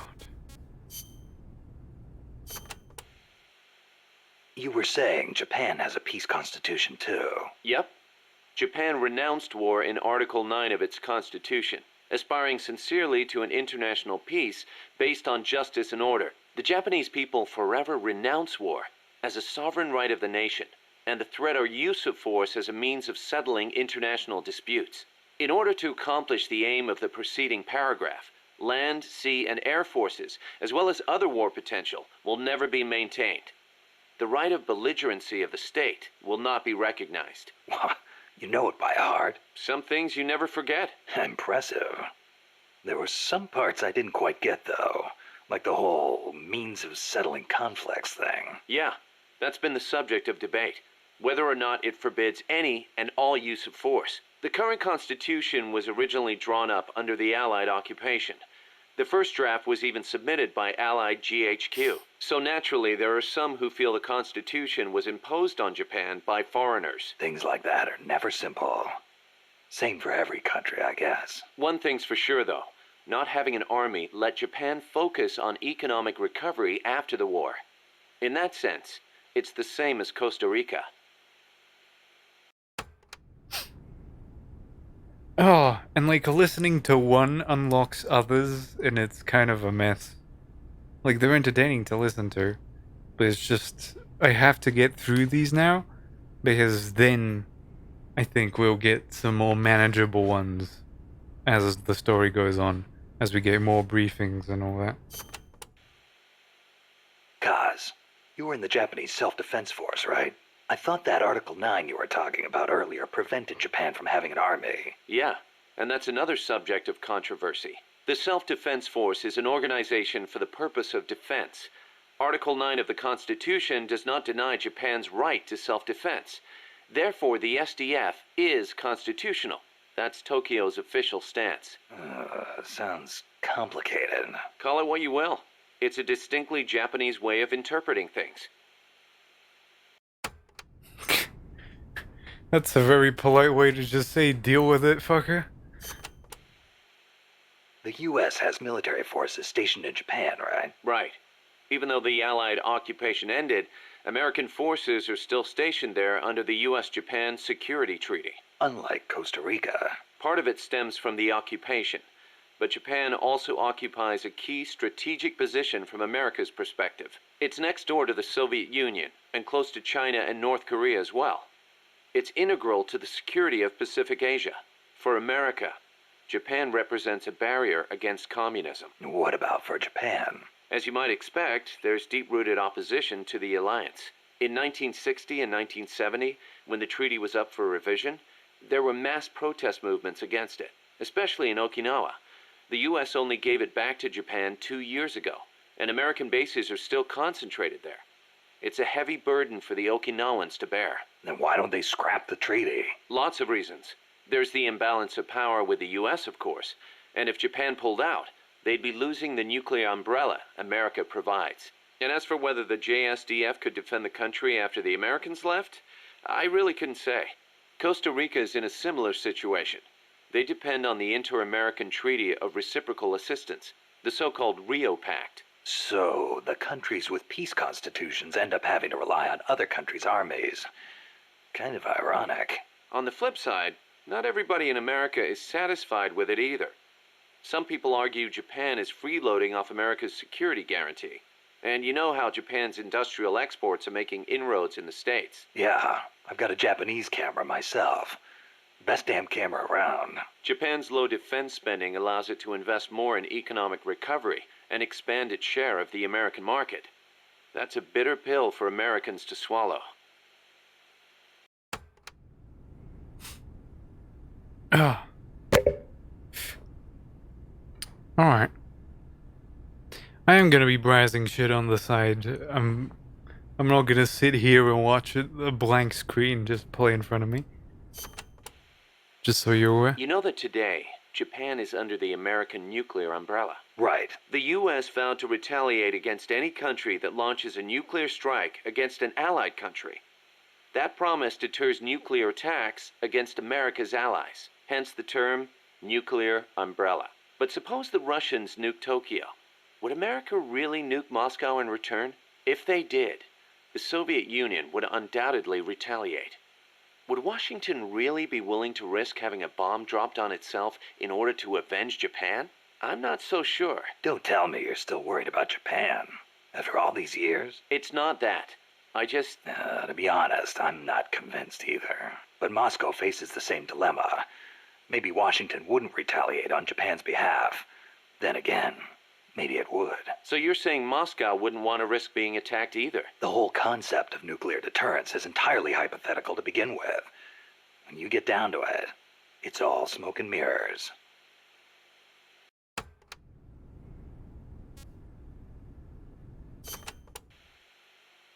Japan shall not possess, manufacture, or allow the introduction of nuclear weapons into Japan. Those are the 3 non-nuclear principles set forth by the Japanese government. Allow the introduction? That's funny. Some of the U.S. warships that visit Japanese ports are armed with nukes. Or are you going to tell me they transfer them at sea onto other ships every time they visit? You raise a good point, Snake. But the Japanese government doesn't recognize it as such. The introduction of nuclear weapons into Japanese territory would need to be agreed upon in advance. America hasn't made any such agreements. Therefore, they aren't bringing nukes into Japan. That's the official excuse. Doesn't sound like much of an excuse to me. I don't blame you. Keep in mind, though, Japan suffered actual nuclear attacks.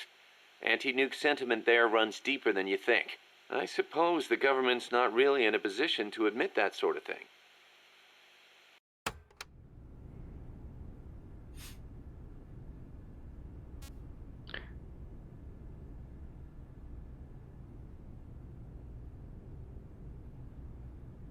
For the sea to do, yeah. That's pretty much. So tell me, Kaz, how's the self-defense force you were in different from an army? The JSDF is set up for national defense. It's not configured for aggression against other countries. It's what you'd call exclusive defense. Exclusive defense? It's the fundamental strategic posture of the JSDF. No preemptive attacks. Only the minimum defensive action necessary after an enemy attacks. Anything defined as self-defense, then? The JSDF originated as the National Police Reserve. Back then, American forces stationed in Japan were being sent over to fight in the Korean War. So in a sense, the NPR was filling a gap. Police, huh? Reminds me of the Costa Rican Civil Guard. Yeah, exactly. They're also dispatched to provide disaster relief. The year before I joined, they had a hell of a time trying to rescue some buses that got hit by landslides.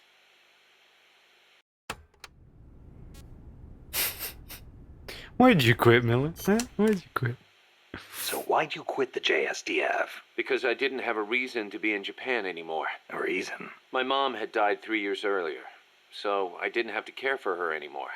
With her gone, there was no point hanging around in Japan. Yeah, but a man with your talents could have risen pretty high in the ranks, I imagine. I don't know what they made of me.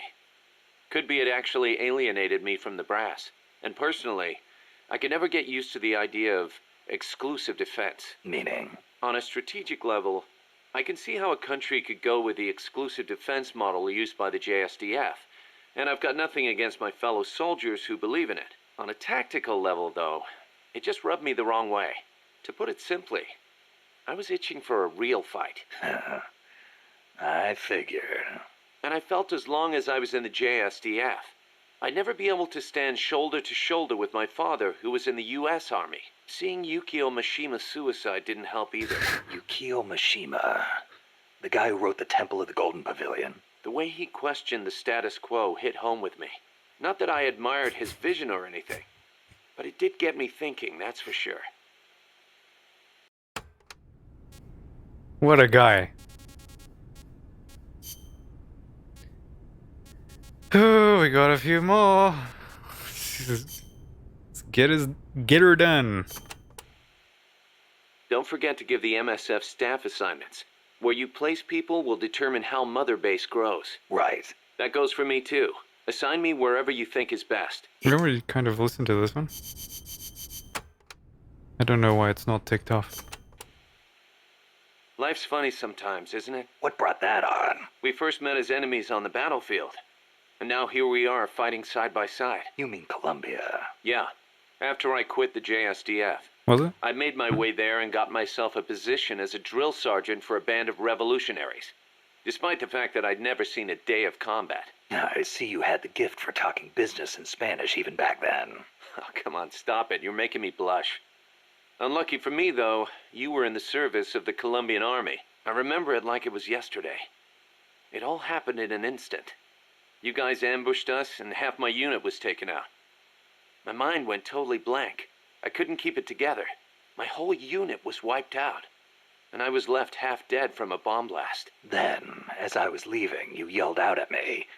I came all the way from Japan to be here. My place is on the battlefield. Then you asked for my help, saying, I want to be the one to end it. I remember being surprised that there were still samurai in Japan. You guys came over to me. I had a grenade hidden under me, but even then you were too fast. The second I pulled the pin, you grabbed the hand I was using to hold the grenade with both palms. I didn't want it to go off.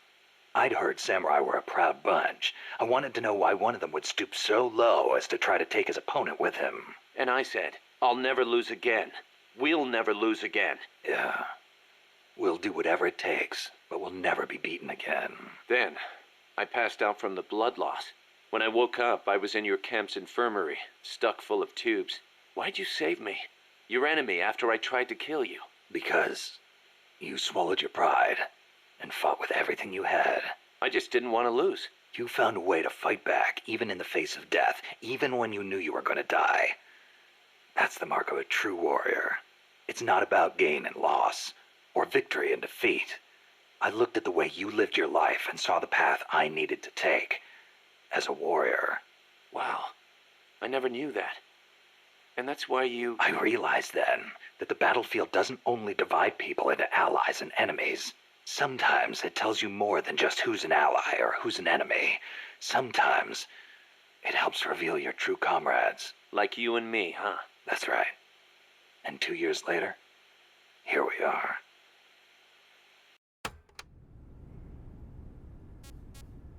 That's a nice one.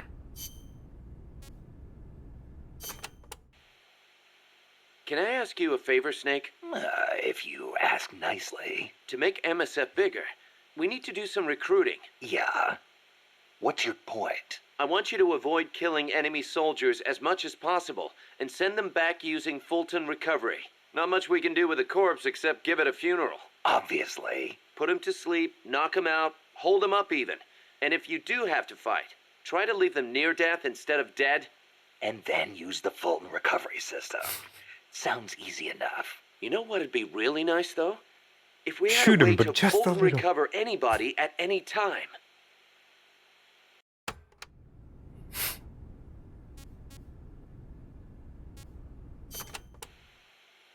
Don't carry any more gear than you need. If you try and stuff your entire arsenal into your backpack, it'll be too heavy and your mobility will be impaired. You'll only be hurting yourself. I know. Take only what you need. Every rookie knows that. You can check the weight of your gear before heading out, so make sure you do. Got it.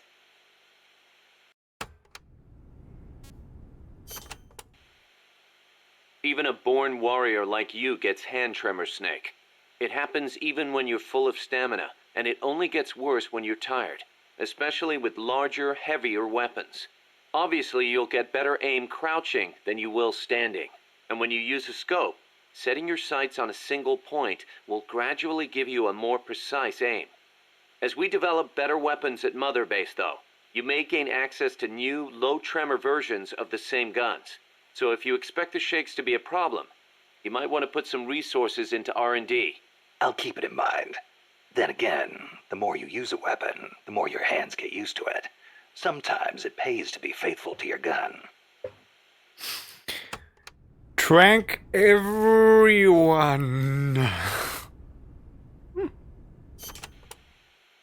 Choosing the right uniform is crucial.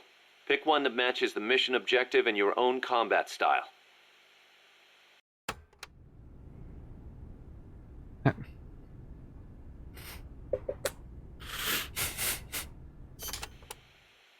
Jungle fatigues are made for jungle combat. They provide decent protection and let you carry a fair number of weapons. Your standard uniform, basically. The distinguishing factor is that your camo index will vary a lot, depending on the area. Wear a pattern that makes you blend in with your surroundings, and your camo index goes up. Wear something that clashes, and you'll stick out like a sore thumb. Pick the right pattern for the occasion. Sigint used to lecture me on it all the time.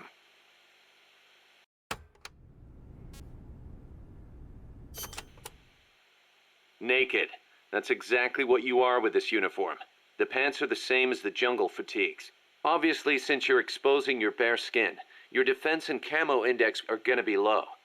On the plus side, it's so light you can move around quicker. Very good for boss battles, showing though. off muscles, too. Hey, Snake. I heard they gave you your old code name because you used to run around with your shirt off. Is that true? Don't believe everything you hear. They called me naked because I went in without gear or food. I had to procure everything on site. You mean they sent you into the jungle without even a pair of pants? On a halo jump from 35,000 feet? Sweet Jesus, you are a legend. You're busting my balls, aren't you, Kaz? Little bit, yeah. Hilarious. Where was that? In the fucking Phantom Pain. Where was it? I needed one of those. And they didn't give it to me. Where's the ball busting? The cock and ball torture? Where is it? Cooperative operations, or co-ops for short, is the term for taking on missions in teams of 2 or more. The basic co-ops unit is a 2-man cell. Even a single teammate is great These to are have kind in of enemy tangential because territory. the And there are fucking... actually quite a few things you can't do by yourself. You can help each other climb walls, divide up mission roles. On the other hand, if one of you is spotted, the other one's screwed too. And it's kind of tough for 2 people to hide in one small space. Good point. But what's more important than anything is how close you are to your comrades. Well said. Working as a 2-man cell can make the mission easier or harder, depending on how well you work together. It's also good to note that if you've got a clear, specific objective, it can be to your advantage to use an even bigger team. That said, teams of 3 or more run a much greater risk of being spotted. Yeah. In a sneaking mission, the fewer people you have, the easier it is to get around. Man, I wish this game still had a bustling online. Oh, it would have been so great. Just get some cunts on, get some bosses done, sneak around, faulting the cunts. So good. I'm contemplating whether or not we want to listen to these. Yeah, fuck it. Might as well. In co-ops, you can trade weapons and equipment with your teammates. You can also display your teammates' inventories from your weapon or equipment menu. Ammo is shared too, of course. Ammo, sure. How about life? That also shared? Yep. You all sink or swim together. Your teammate dies, you die. You need to be within a certain distance of each other to swap items. Yeah, I know. I've been in this business so long I can virtually see that distance. Looks kind of like a ring in my head. That's why you're the boss. Okay, we'll call it the co-op ring. And entering the ring will be called going co-op in. Fantastic. Another thing. During a mission, you can assume what we'll call the snake formation. Same as your code name, but probably not standard operating procedure for a guy who specializes in going solo. Damn right. There's only room for one snake. In co-ops, though, it's a highly effective formation. The signal for snake formation is to tap your teammate on the shoulder. Can't form up until you're close enough to reach out and touch someone. Entering snake formation is called going snake in. When you're snake in, the soldier at the front of the line controls movement. The soldiers in back focus on scouting and attack. It's kind of a stupid thing. Like, you can imagine how they line up 4 people, and one of them just gets everyone in a tail, and everyone's just like popping tranks left and right. Fucking fantastic. Oh. I don't think we have this in the HD version, but maybe when we finish this game, I will play the sauna scene, which has been translated and performed by none other than Robin Atkin Downes and fucking David Hayter. The sauna scene. Spicy. No, you Just will. because you your will heart stops sit doesn't there. mean you're dead immediately. Right. The heart just circulates blood through the body. But stopping it does cut oxygen supply to the brain. You'll be dead soon after. Which is why we have CPR. Let's say your heart does stop. If someone performs CPR before your brain cells die, you can recover.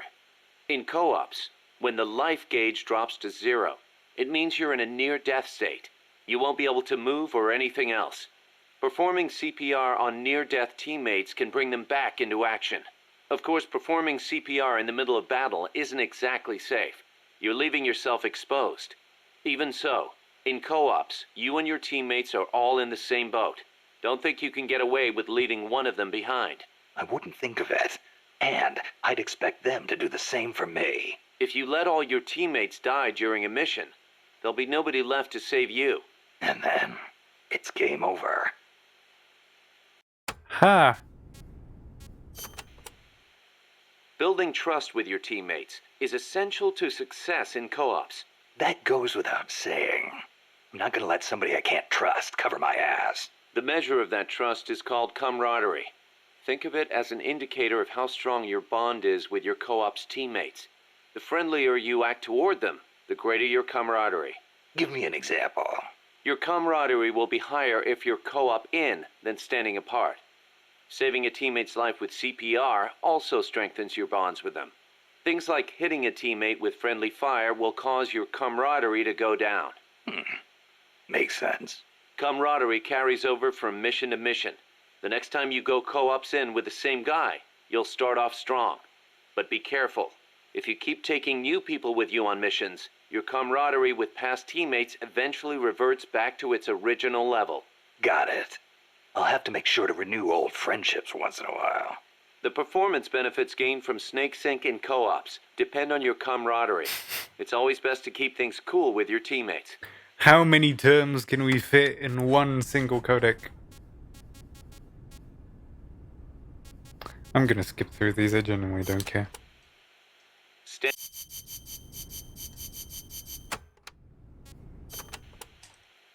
If camaraderie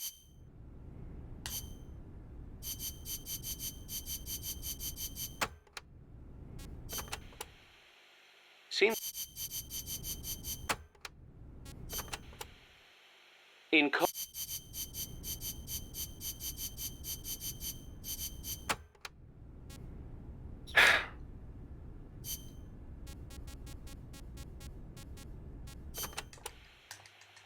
snake.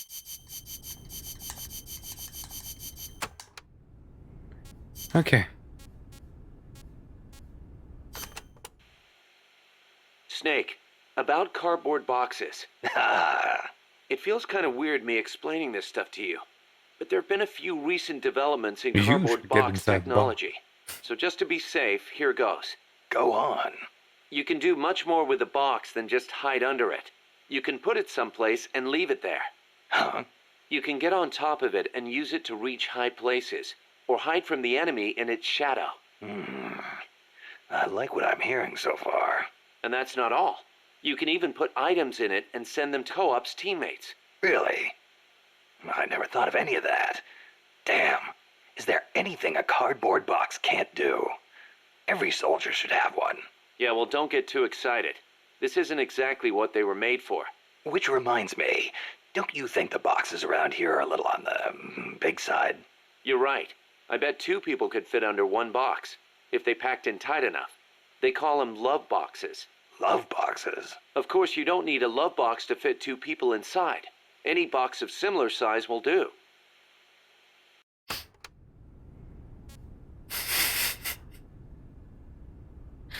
Oh, it's intimidating when you see that unlock. Up to 2 people can fit inside a cardboard box. Tell me how. Move close to a box with a teammate inside, and an icon will appear. Then press the action button. You'll stay inside as long as the action button is pressed. So, same as snake formation, huh? Exactly the same. In fact, when you put on a cardboard box when snake in, both of you can climb inside. A box big enough to hold me and my buddy. These are fine times we live in, hey, Kaz? Yeah. Sure, boss.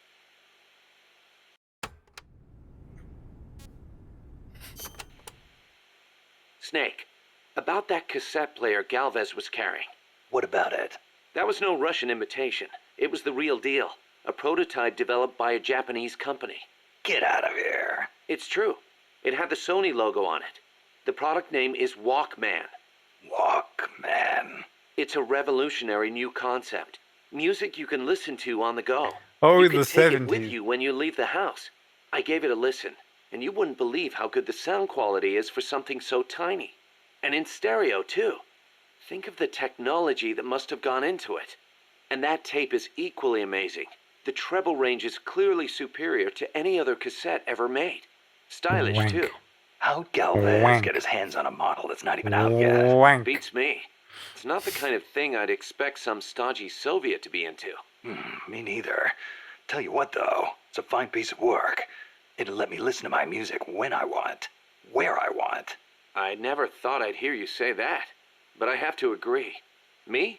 I'm a recording freak, and I always used to laugh at the idea of a portable player.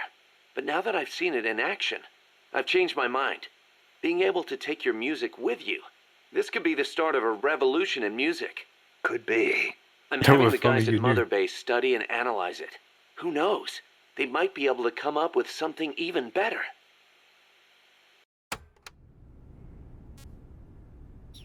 You thought we were done?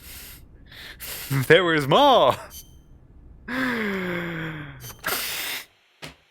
Costa Rica means rich coast in Spanish. Is it true that Columbus was the one who came up with the name? Your guess is as good as mine. But it is true that Columbus landed his ships near Limon back in the age of exploration. He wrote in his diary that when he landed, the indigenous showered him with gifts of gold. Hence the name. It sounds a little strange to me. There's no way they could find that much gold in Costa Rica. Columbus originally set sail in search of the legendary land of gold. Maybe he was just nuts about the stuff. Costa Rica is rich enough without it. Look at the forests and the animals and the peace-loving people. That is what I want to protect. I know how you feel.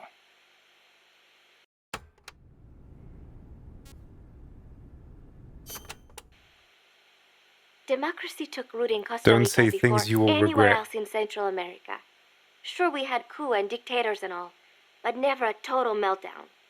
That is, until 26 years ago. The Civil War. Yeah.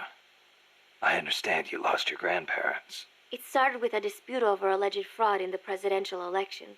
What I do not understand is why friend turned against friend, when they could have talked it out instead.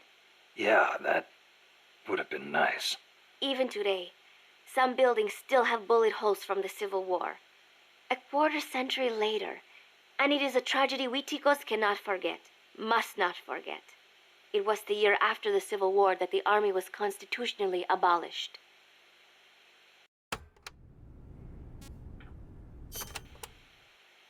A new president was elected this year, President Oteber. He seems to be distancing himself from the United States. He has limited the privileges granted to American banks, lifted the sanctions on Cuba. Our last president was so pro-US, people suspected he was in bed with the CIA. You think the CIA is doing this because it feels threatened by the president's shift in policy? It is possible, but would they really bring in such a huge army just because of that? Part of our job is finding out. Exactly. Thanks, Snake. Peace.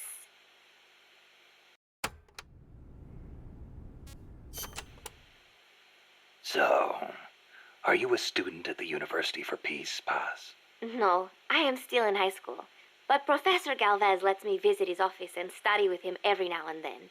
International law, security, conflict resolution, human rights. We study all these subjects and then use them to build the foundations of peace. Yeah, I get it.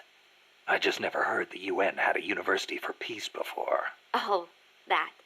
Well, to be precise, it is still being set up. They have started conducting research, but the UN has not passed the necessary resolution yet. Professor Galvez couldn't wait that long. Oh, right. Costa Rica abolished its army and has also hosted the Central American Court of Justice. It is the perfect place to build a university like ours. Don't you think? I try not to think at all, but yeah. That coffee you guys brought us is pretty damn good. Isn't it? Costa Rican coffee is the best.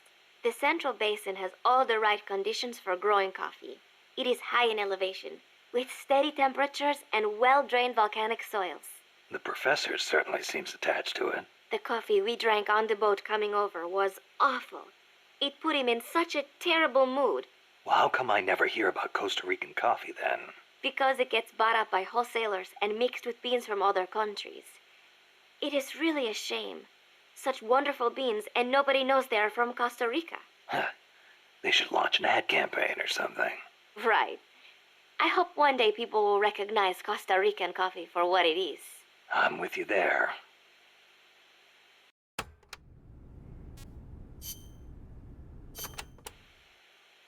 Paz, you said Costa Rica has no army, right? Correct. Article 12 of the Constitution declared that the Army as a permanent institution is abolished. It does permit us to organize armed forces for national defense based on inter-American treaties. Only temporarily, then. In effect, yes. But in the years since the Constitution took effect, Costa Rica has not once raised an army.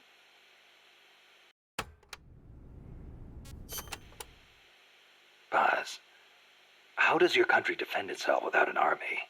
Especially in a rough neighborhood like Central America. With the right kind of diplomacy. If we live up to our ideals and earn the respect of other countries, the international community will support us. The 2 times Nicaragua actually did invade, the conflict was resolved diplomatically under OAS auspices. Doesn't that leave you depending on the U.S. after all? American influence is unmatched, it is true. San Jose was critical of American policy at the time, but America supported us all the same. It was because we practiced peaceful diplomacy. That is what I like to think. That's one way to approach it, sure. But there are countries out there who will use force no matter how bad it looks. Maybe so. I know my way of thinking probably looks naive to you, but it is not like we expect peace without working for it. Diplomacy is a battle in itself, and we have to make the effort to seek out causes of misfortune and nip them in the bud. It was that kind of thinking that got me trapped in their base. I'm not blaming you. You haven't done anything wrong. Let me take a short break. Gonna go give my cat food. Actually, you know what? I'm just gonna play a fucking new tape. Give me a moment. The army was abolished 25 years ago, the year after the Civil War. I learned about the sorrow of civil war from a very young age. the futility of countrymen fighting each other, and the tragedy. Costa Rica learned the hard way. That is why it abolished its army. It decided to pour its efforts into education instead. More teachers than soldiers was the slogan. Education is essential, no question. Even Che used to teach reading and writing in between guerrilla campaigns. Costa Rica was poor at the time. We did not have many resources. I suppose we had to pick one or the other. The military or the schools.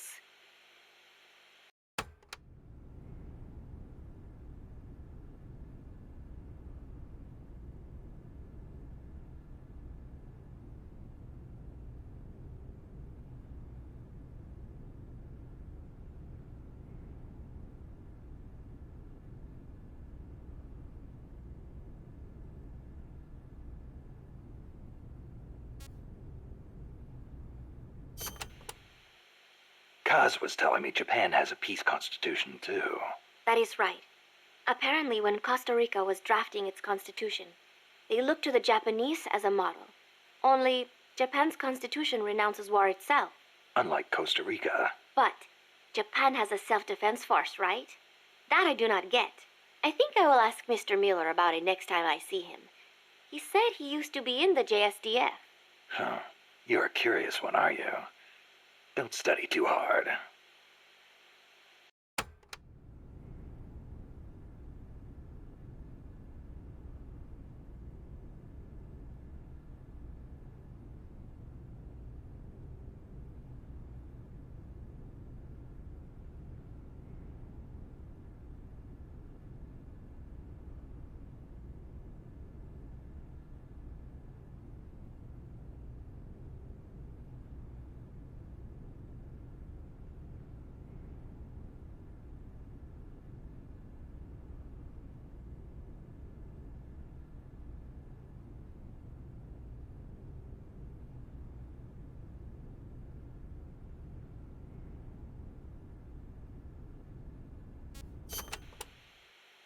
What was that you were saying?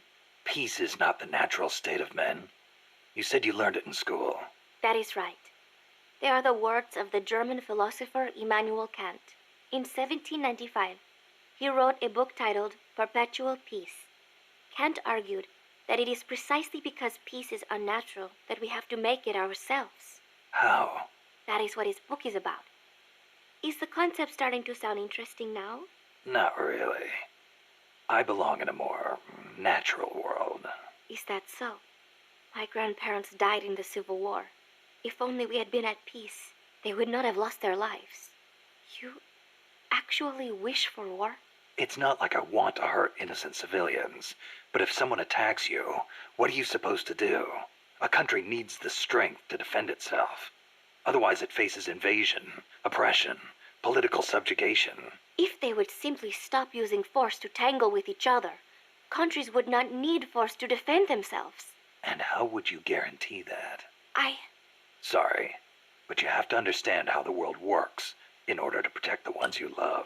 That's not to say ideals aren't important too. They are. You are right, Snake. Thanks. Peace.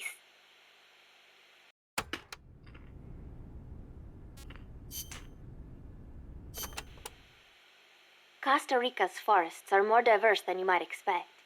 Not all of them are tropical rainforests. Costa Rica is close to the equator, it is true, but it is also very mountainous. Yeah, I see what you mean. Go up 4,000 feet in elevation and the temperature drops more than 7 degrees. There are basically 3 types of forests. The lowlands are covered in tropical rainforests, the highlands by tropical cloud forests, and areas where there is a dry season have tropical dry forests.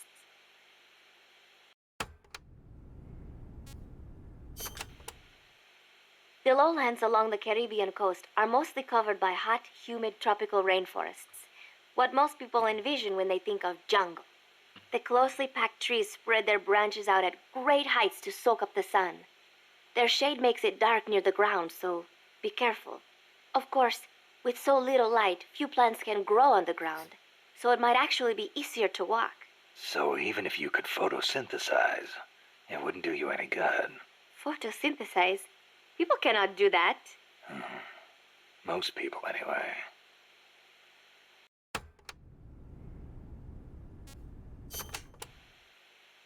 Costa Rica is said to have about 87,000 species of living things. That is about 5% of all the known species in the world. A tiny place like this? Huh. I'll be damned. I want to protect that biological diversity. When diversity is lost, the environment weakens. Just look at the plantations. I think I know what you mean. It's like trying to assemble a unit from similar guys. It usually doesn't work out. Throw a few square pegs in there and everything falls into place. There are so many species here that a lot of them have not even been classified yet. I am hoping I can help do that someday. Kind of like a parataxonomist. Say that again? Parataxonomist. Someone who helps a taxonomist. Oh. Huh. I thought you were going to say it had something to do with parachutes. You're weird.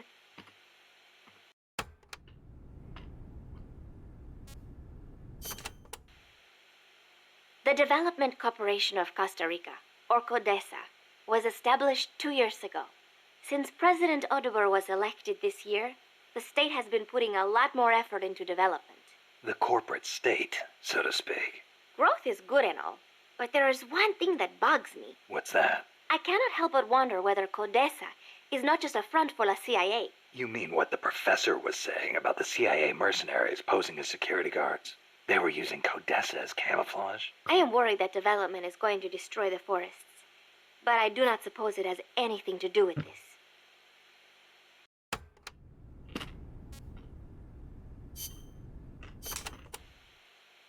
My mother was the one who named me Paz. She said it was an expression of her wish that the country stay at peace. It is a pretty common name in Central America.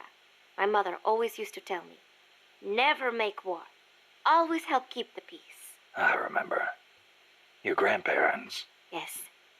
They died in the Civil War. I think that is why my mother hated war so much. That's another thing you've got in common with Kaz. His mother named him Peace, too.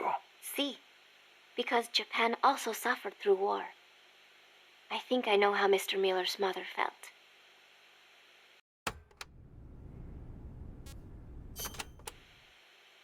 You like the peace sign, huh? See, as a gesture, it connects every peace-loving person. Here, you try it, Snake. Peace. No thanks. It doesn't suit me. Too bad for you. You know, the V in the peace sign comes from the V in victory. When did it start standing for peace? I am not completely sure, but I guess it came out of the protest movement against the Vietnam War. Oh, and do not turn your hand around when you do it, especially around British people. It is insulting.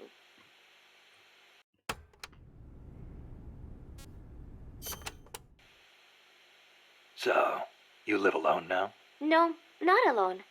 I've been living in school dormitories since I started junior high. After my mother died, my relatives took me in, but they were not my real family. You didn't fit in there? In a way. My aunts were kind to me and all. But I know how difficult it must have been to suddenly have a child thrust into their lives. When you live with someone, there are no secrets. I could tell my being there was a burden on them. Sounds like a rough childhood. I would not say that. I was lucky just to have people take me in. There are huérfanos living out in the streets because their mothers died. It is even worse in countries with frequent civil wars. So, who am I to complain about my childhood? You're a pretty tough kid, you know? Not at all. I am not strong at all.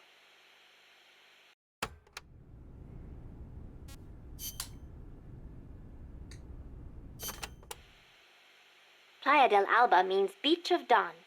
The morning sun is so beautiful over the Caribbean. Beach of Dawn, huh? Perfect place to start a mission. The clear blue water, the white sand, the swaying palm trees. You cannot get more South American than here. It is paradise on earth. Yeah, guess I should have packed my Hawaiian shirt. The coral reefs and mangrove forests protect the small fish in the area. Sea turtles come to lay their eggs on these beaches. We are not the only ones who enjoy this place. It is heaven for more than just humans.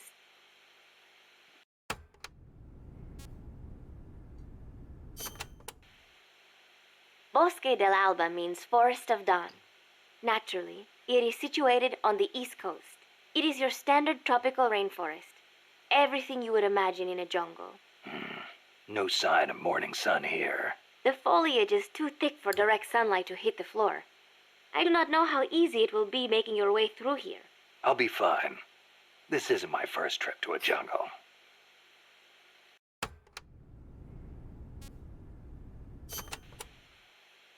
The mercenary supply base is situated on elevated ground by the coast.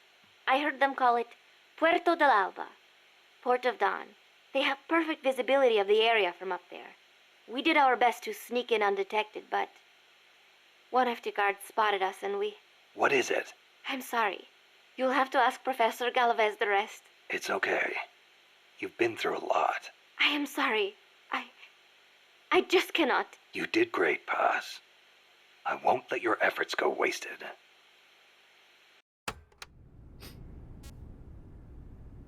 Have we done it? Is it finally over? God help us.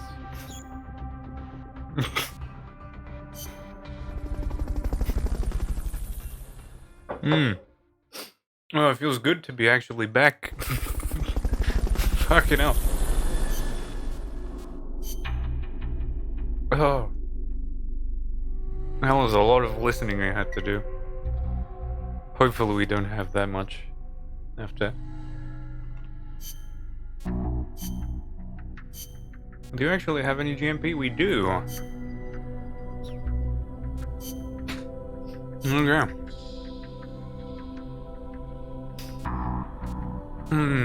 Mark II. I think we can pull it off.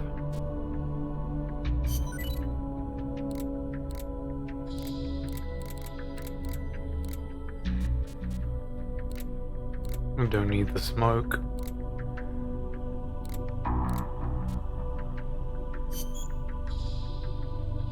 That's a sniper, but it's lethal.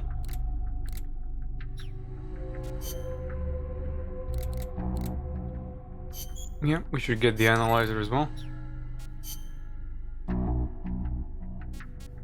Confidential document.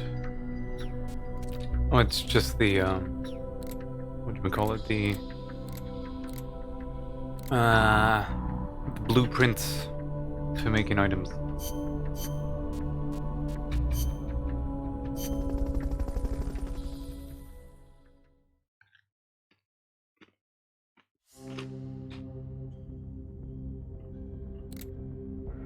Okay. Extra ops are done for now. Snake, Single. Mission prep. Snake fatigues. Grenade empty mag, don't need that. Yep. Oh, it's gone.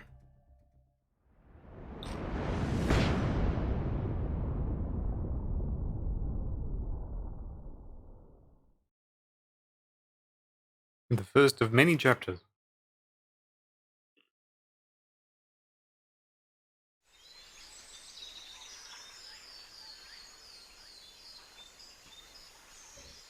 head for the FSLN boathouse. It's northwest of there.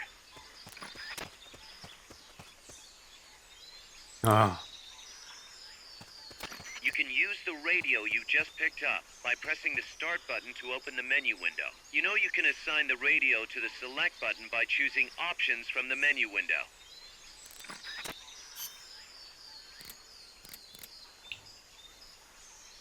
This is Miller, hearing you loud and clear. You know you can assign the radio to the select button by choosing options from the menu window.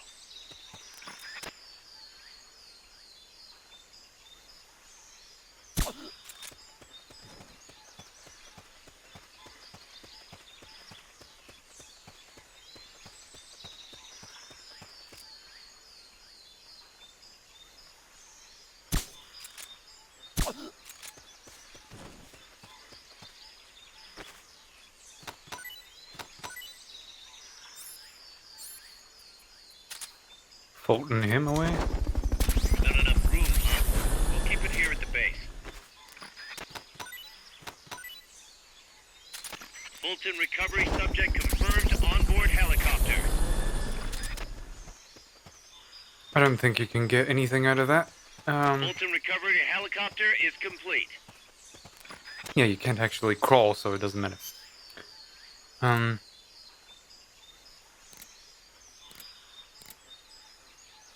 Oh yeah, the Walkman's its own menu.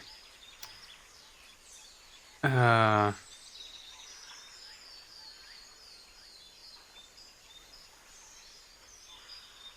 forget how you used it. How do you switch tracks?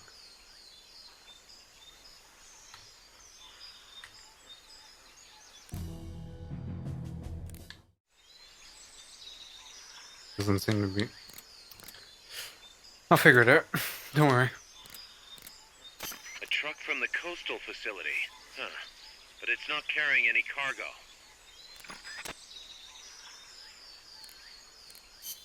The boathouse is to the east. Head eastward.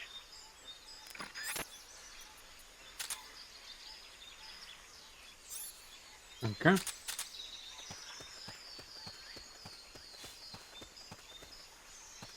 Eastwood, he says.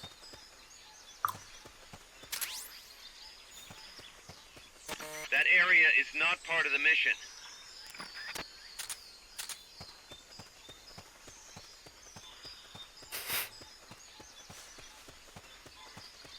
Okay.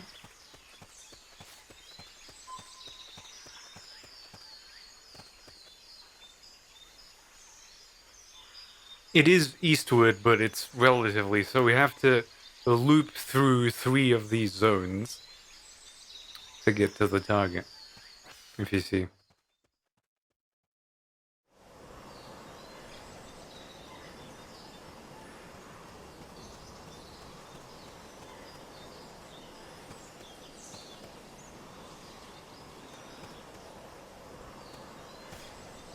So we can't move there. But we can move towards here.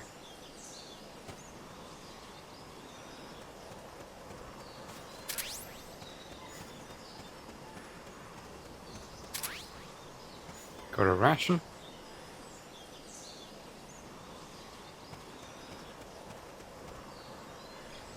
Now, I don't remember if you can open that up with a grenade, and I'm not willing to try right now.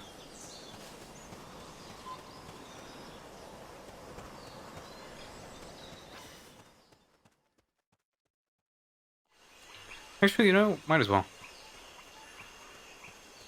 There didn't seem to be any place for enemies there. So let's just go back.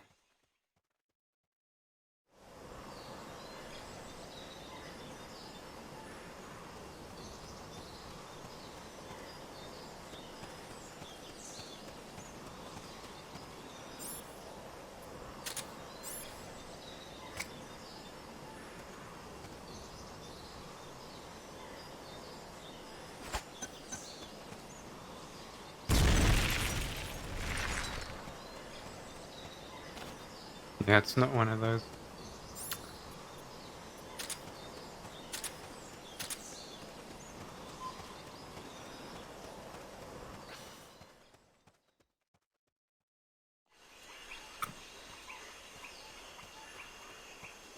This is kind of a cool screen.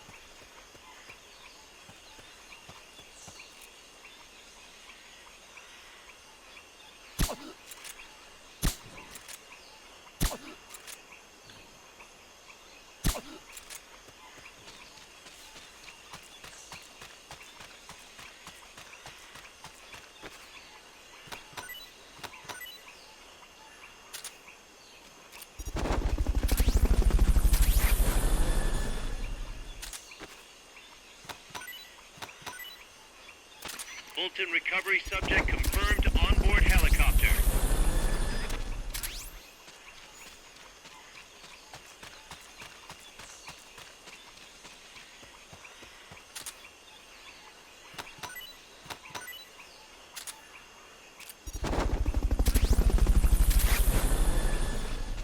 So you kind of keep doing that. And packing everyone up. My suppressor's about to go to shit.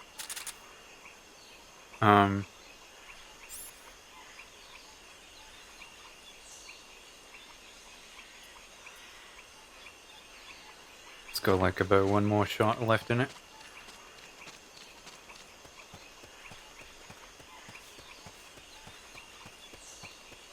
Which is going to make things interesting.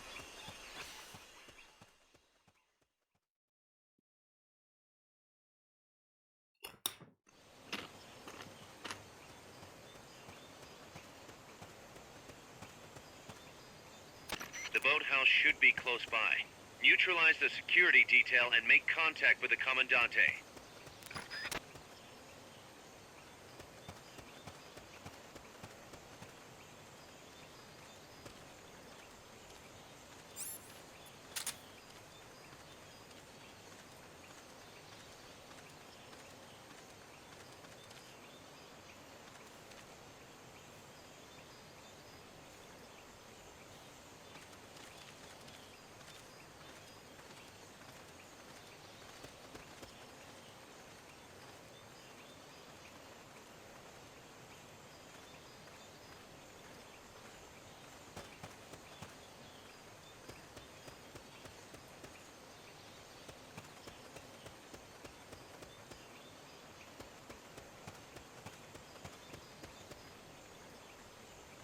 Neutralize the soldiers.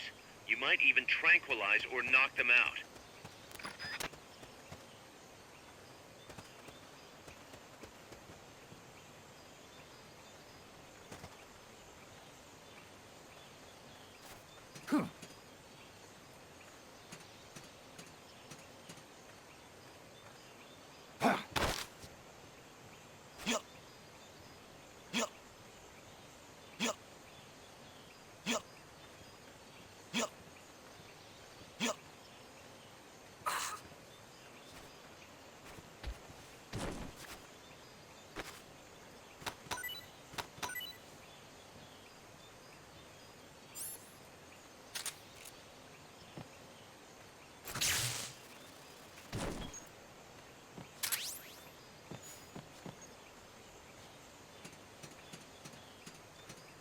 So yeah. No. The path blocking is what it is.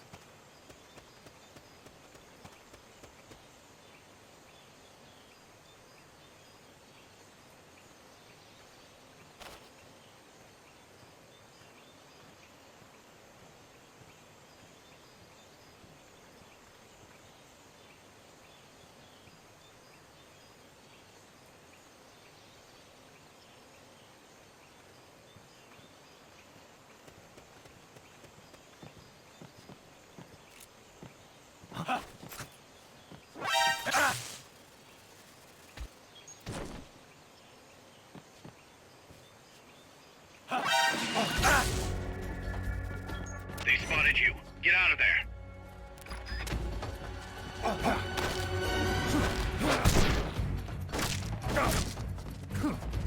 Enemy sighted. Requesting backup. Negative. We can't spare reinforcements. You'll have to make do with what you have. Next.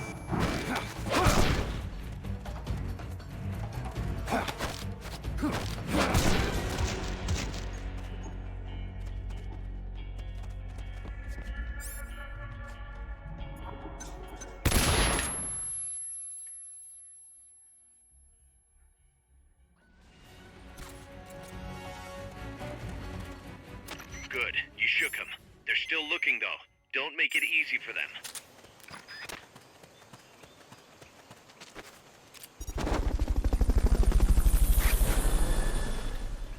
I should have fought those guys earlier.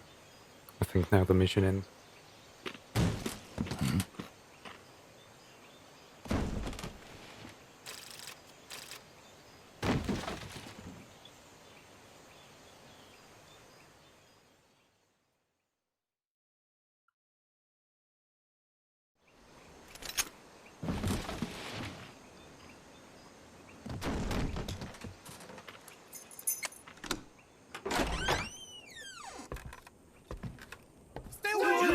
Don't touch me! Get away!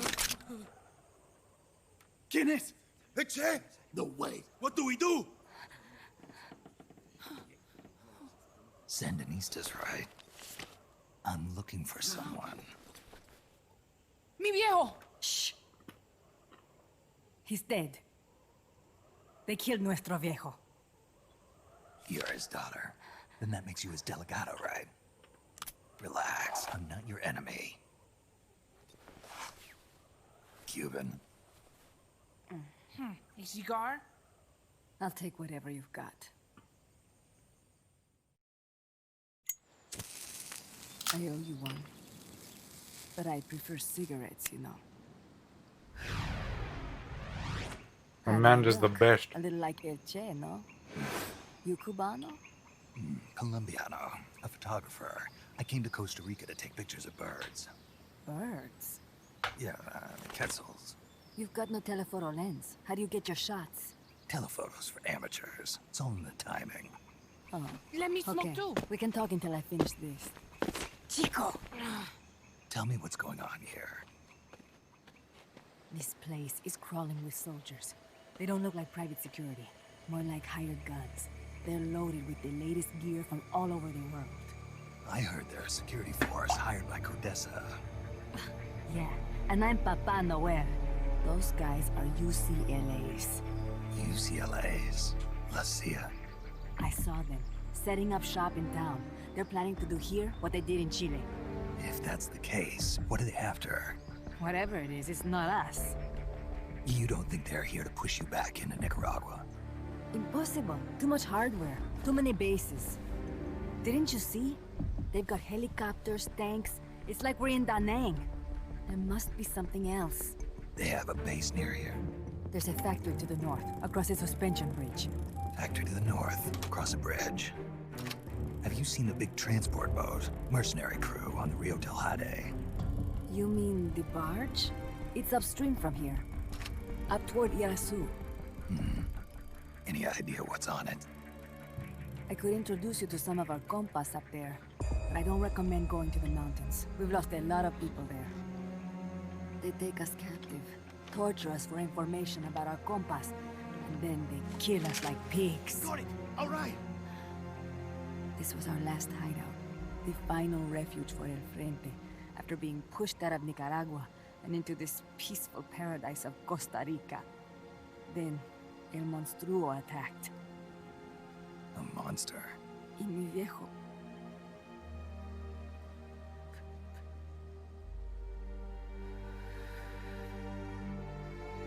Mi viejo. Papá. He was la esperanza. Our hope. Now that Papa's gone, my sister's la comandante de la revolución. Do not listen to him. Papa was a hero who fought by Sandino's side. I am only his daughter. You need a special talent to become cacique. It takes someone great to unite all of Las Compas. Sorry to interrupt, but leaders don't choose themselves. Neither do heroes. You carry on his legacy of La Esperanza, and they'll follow you, no question. You think so? My compas trust me, but not one of them calls me Comandante. Amanda! See what I mean? El Colibri!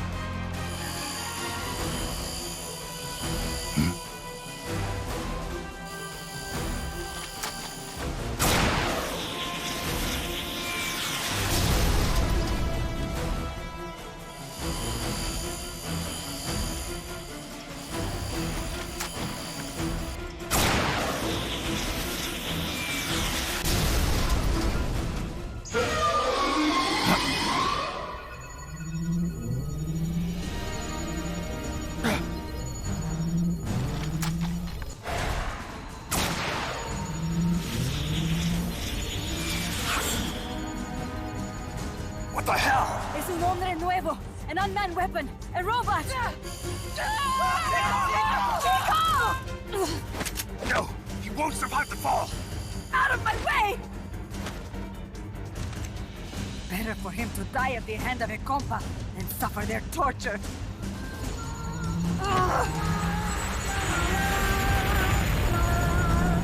Stay here. As long as I'm still alive, I might as well be king. Over here! Fine, Chico! ¡Venceremos!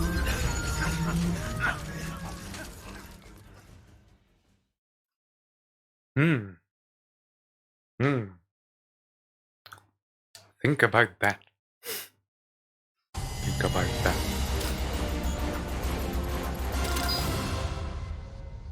Yeah, that was a horrible fucking one. One fucking alert phase gets you down to C. That's how fucking tight this shit is.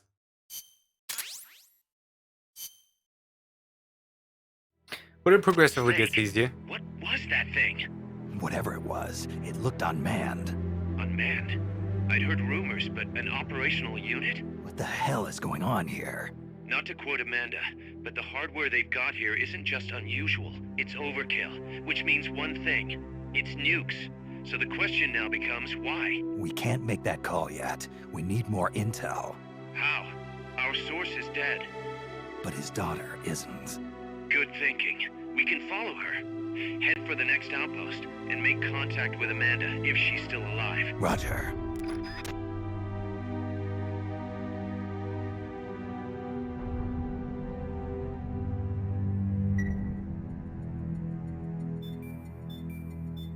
A report has arrived from R&D. Yeah. Now is where it gets exciting. The rank 2 hush puppy. We got a law missile. An analyzer. We got 1911.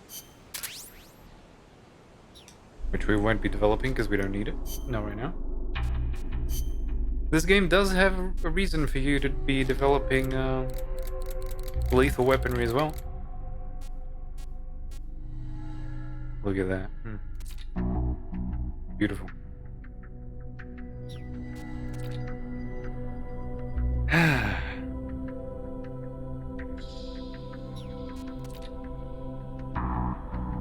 Suppressor durability has been increased through R&D, which is what we want to hear.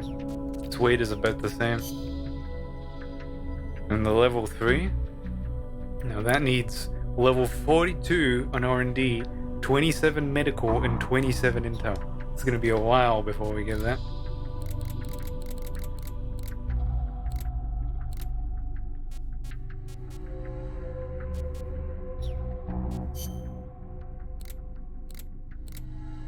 I don't think we have anything interesting to develop. No yet.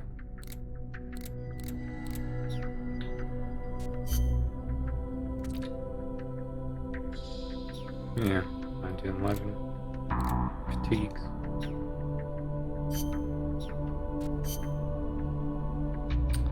Alright. These guys are all kind of worthless. The usual rule of thumb is, if it's not a B, it's trash. Alright. Fault and recovery rank 2. So let's go and develop that. It's gonna cost 5,000 of our 7,000 GMP. But it's real good. Might as well.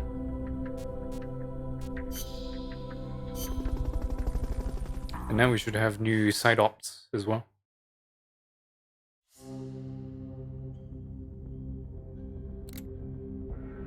Yeah, see? Target practice, no limit. You have unlimited ammo. And score attack as well. Commence target practice. As a special treat, you can practice freely on any of the targets in the shooting range today. Shoot away. When you're done, head over to the exit. I generally don't remember if there's a completion bonus for them. At least not now.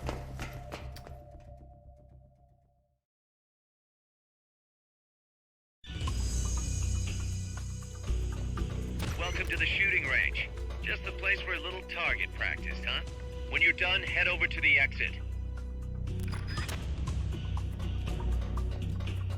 Commence target practice.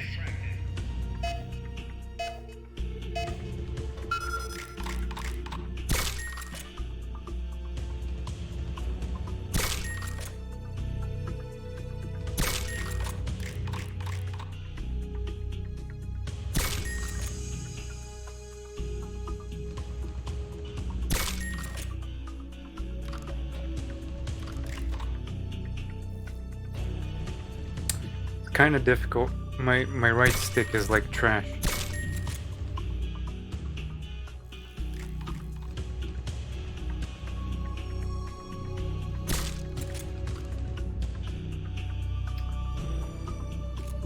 Like no granular movement whatsoever. It's better if you do it like that.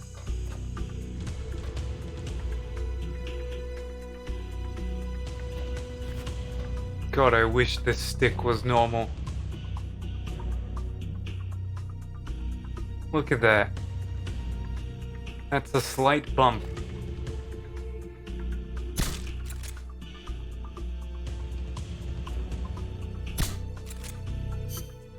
I think there were settings for this.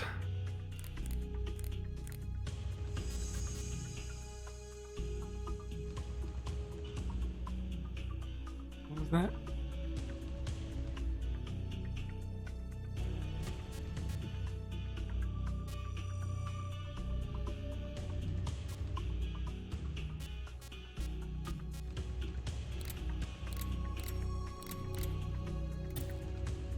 Got it.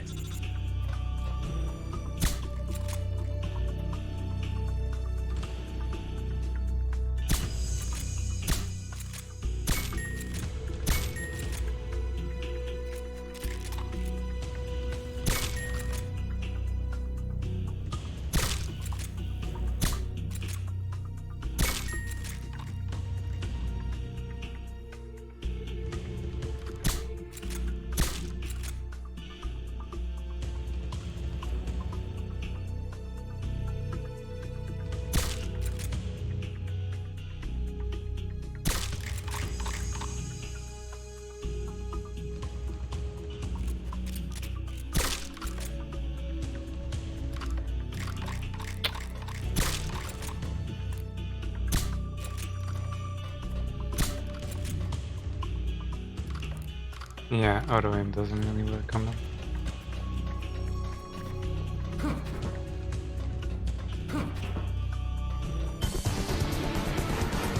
Training exercise complete.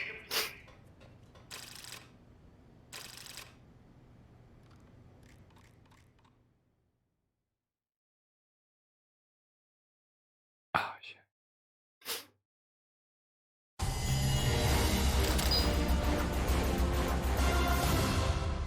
Yeah, you do get more familiar with your gun from though.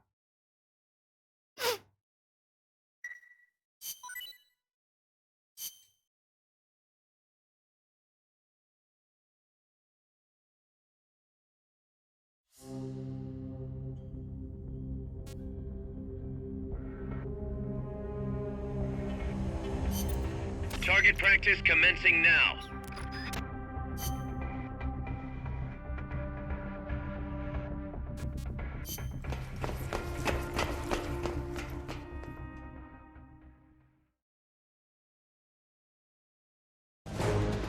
I think this is one where, depending on what score you get, Targets as you can before time runs out.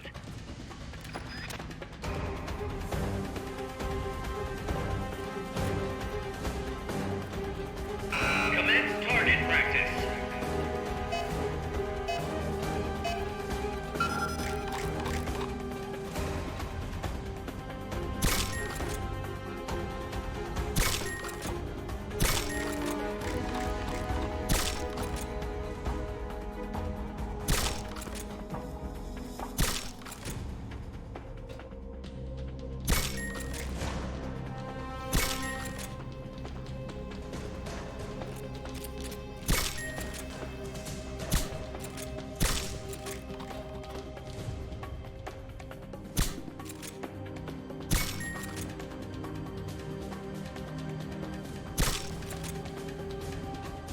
Imagine doing this on a PSP.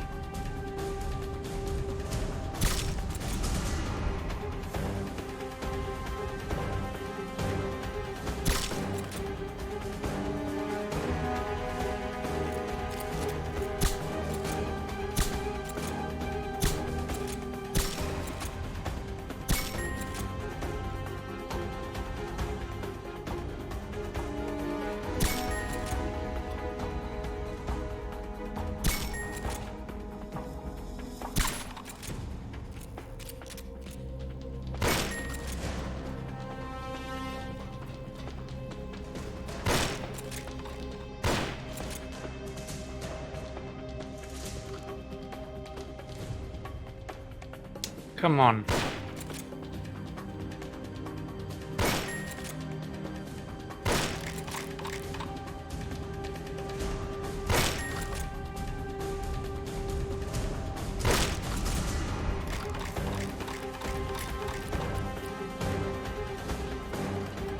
I don't really have any other guns.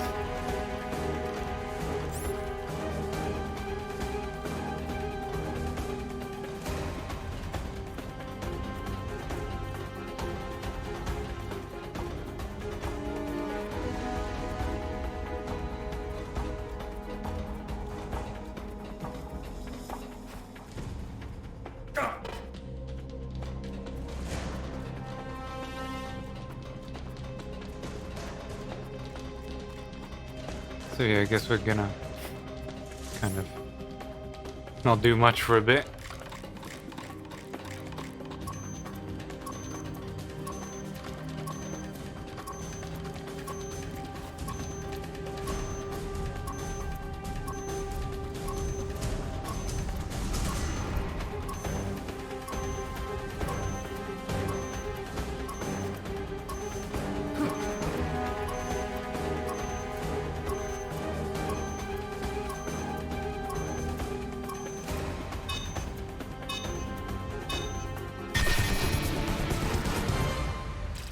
You done did it.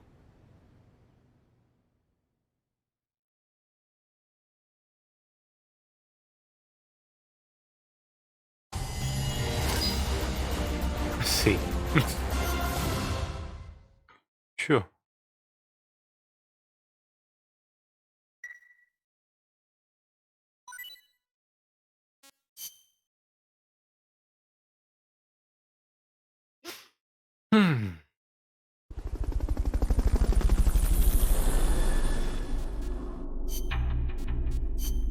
Let me just save real quick.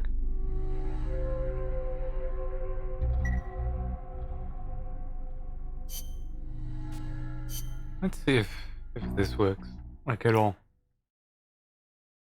Because versus ops are kind of...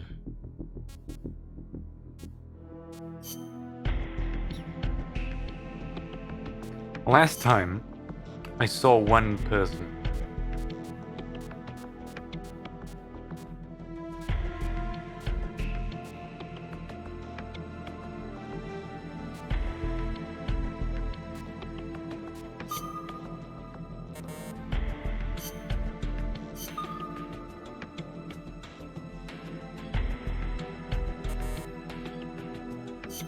And it was in Japan. One person at all.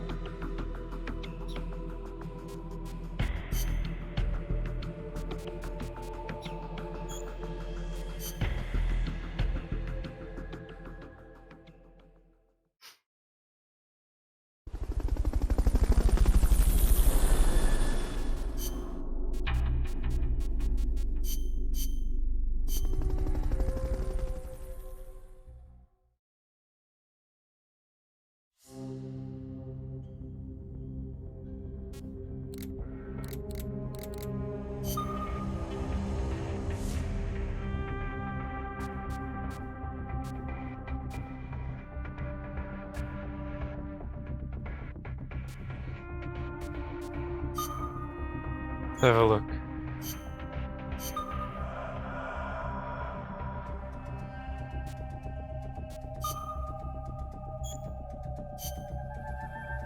Yeah. No one except me on this god-given earth is playing this game right now.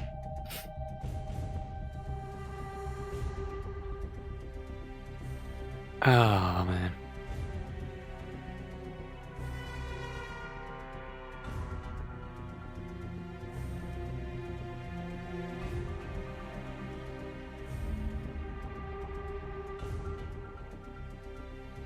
Alright.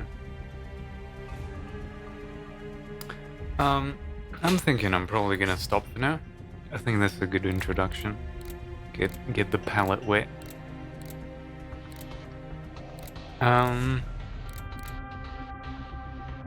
Yeah. I think that's what we're gonna do. I know it's a bit short, but it's been 3 hours. You'd be surprised. We've only done 2 main story missions.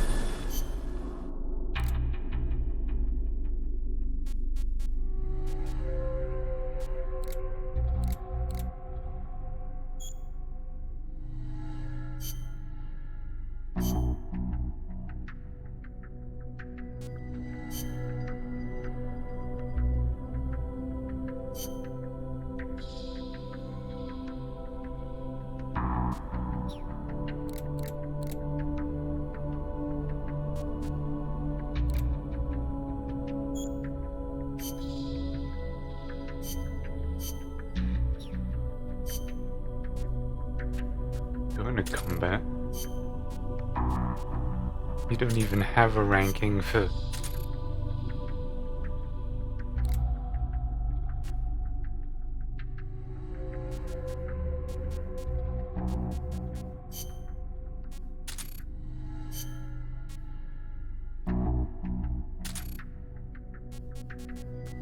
R&D's important.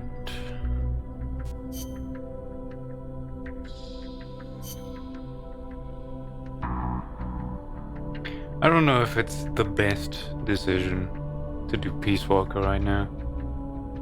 I feel like doing it, but I don't know. Feels like too soon. That's why I'm kind of ending the cast.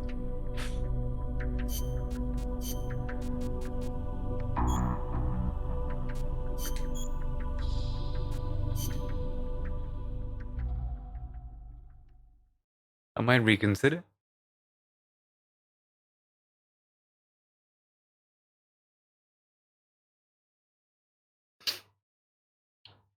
So yeah. Thanks for watching for now.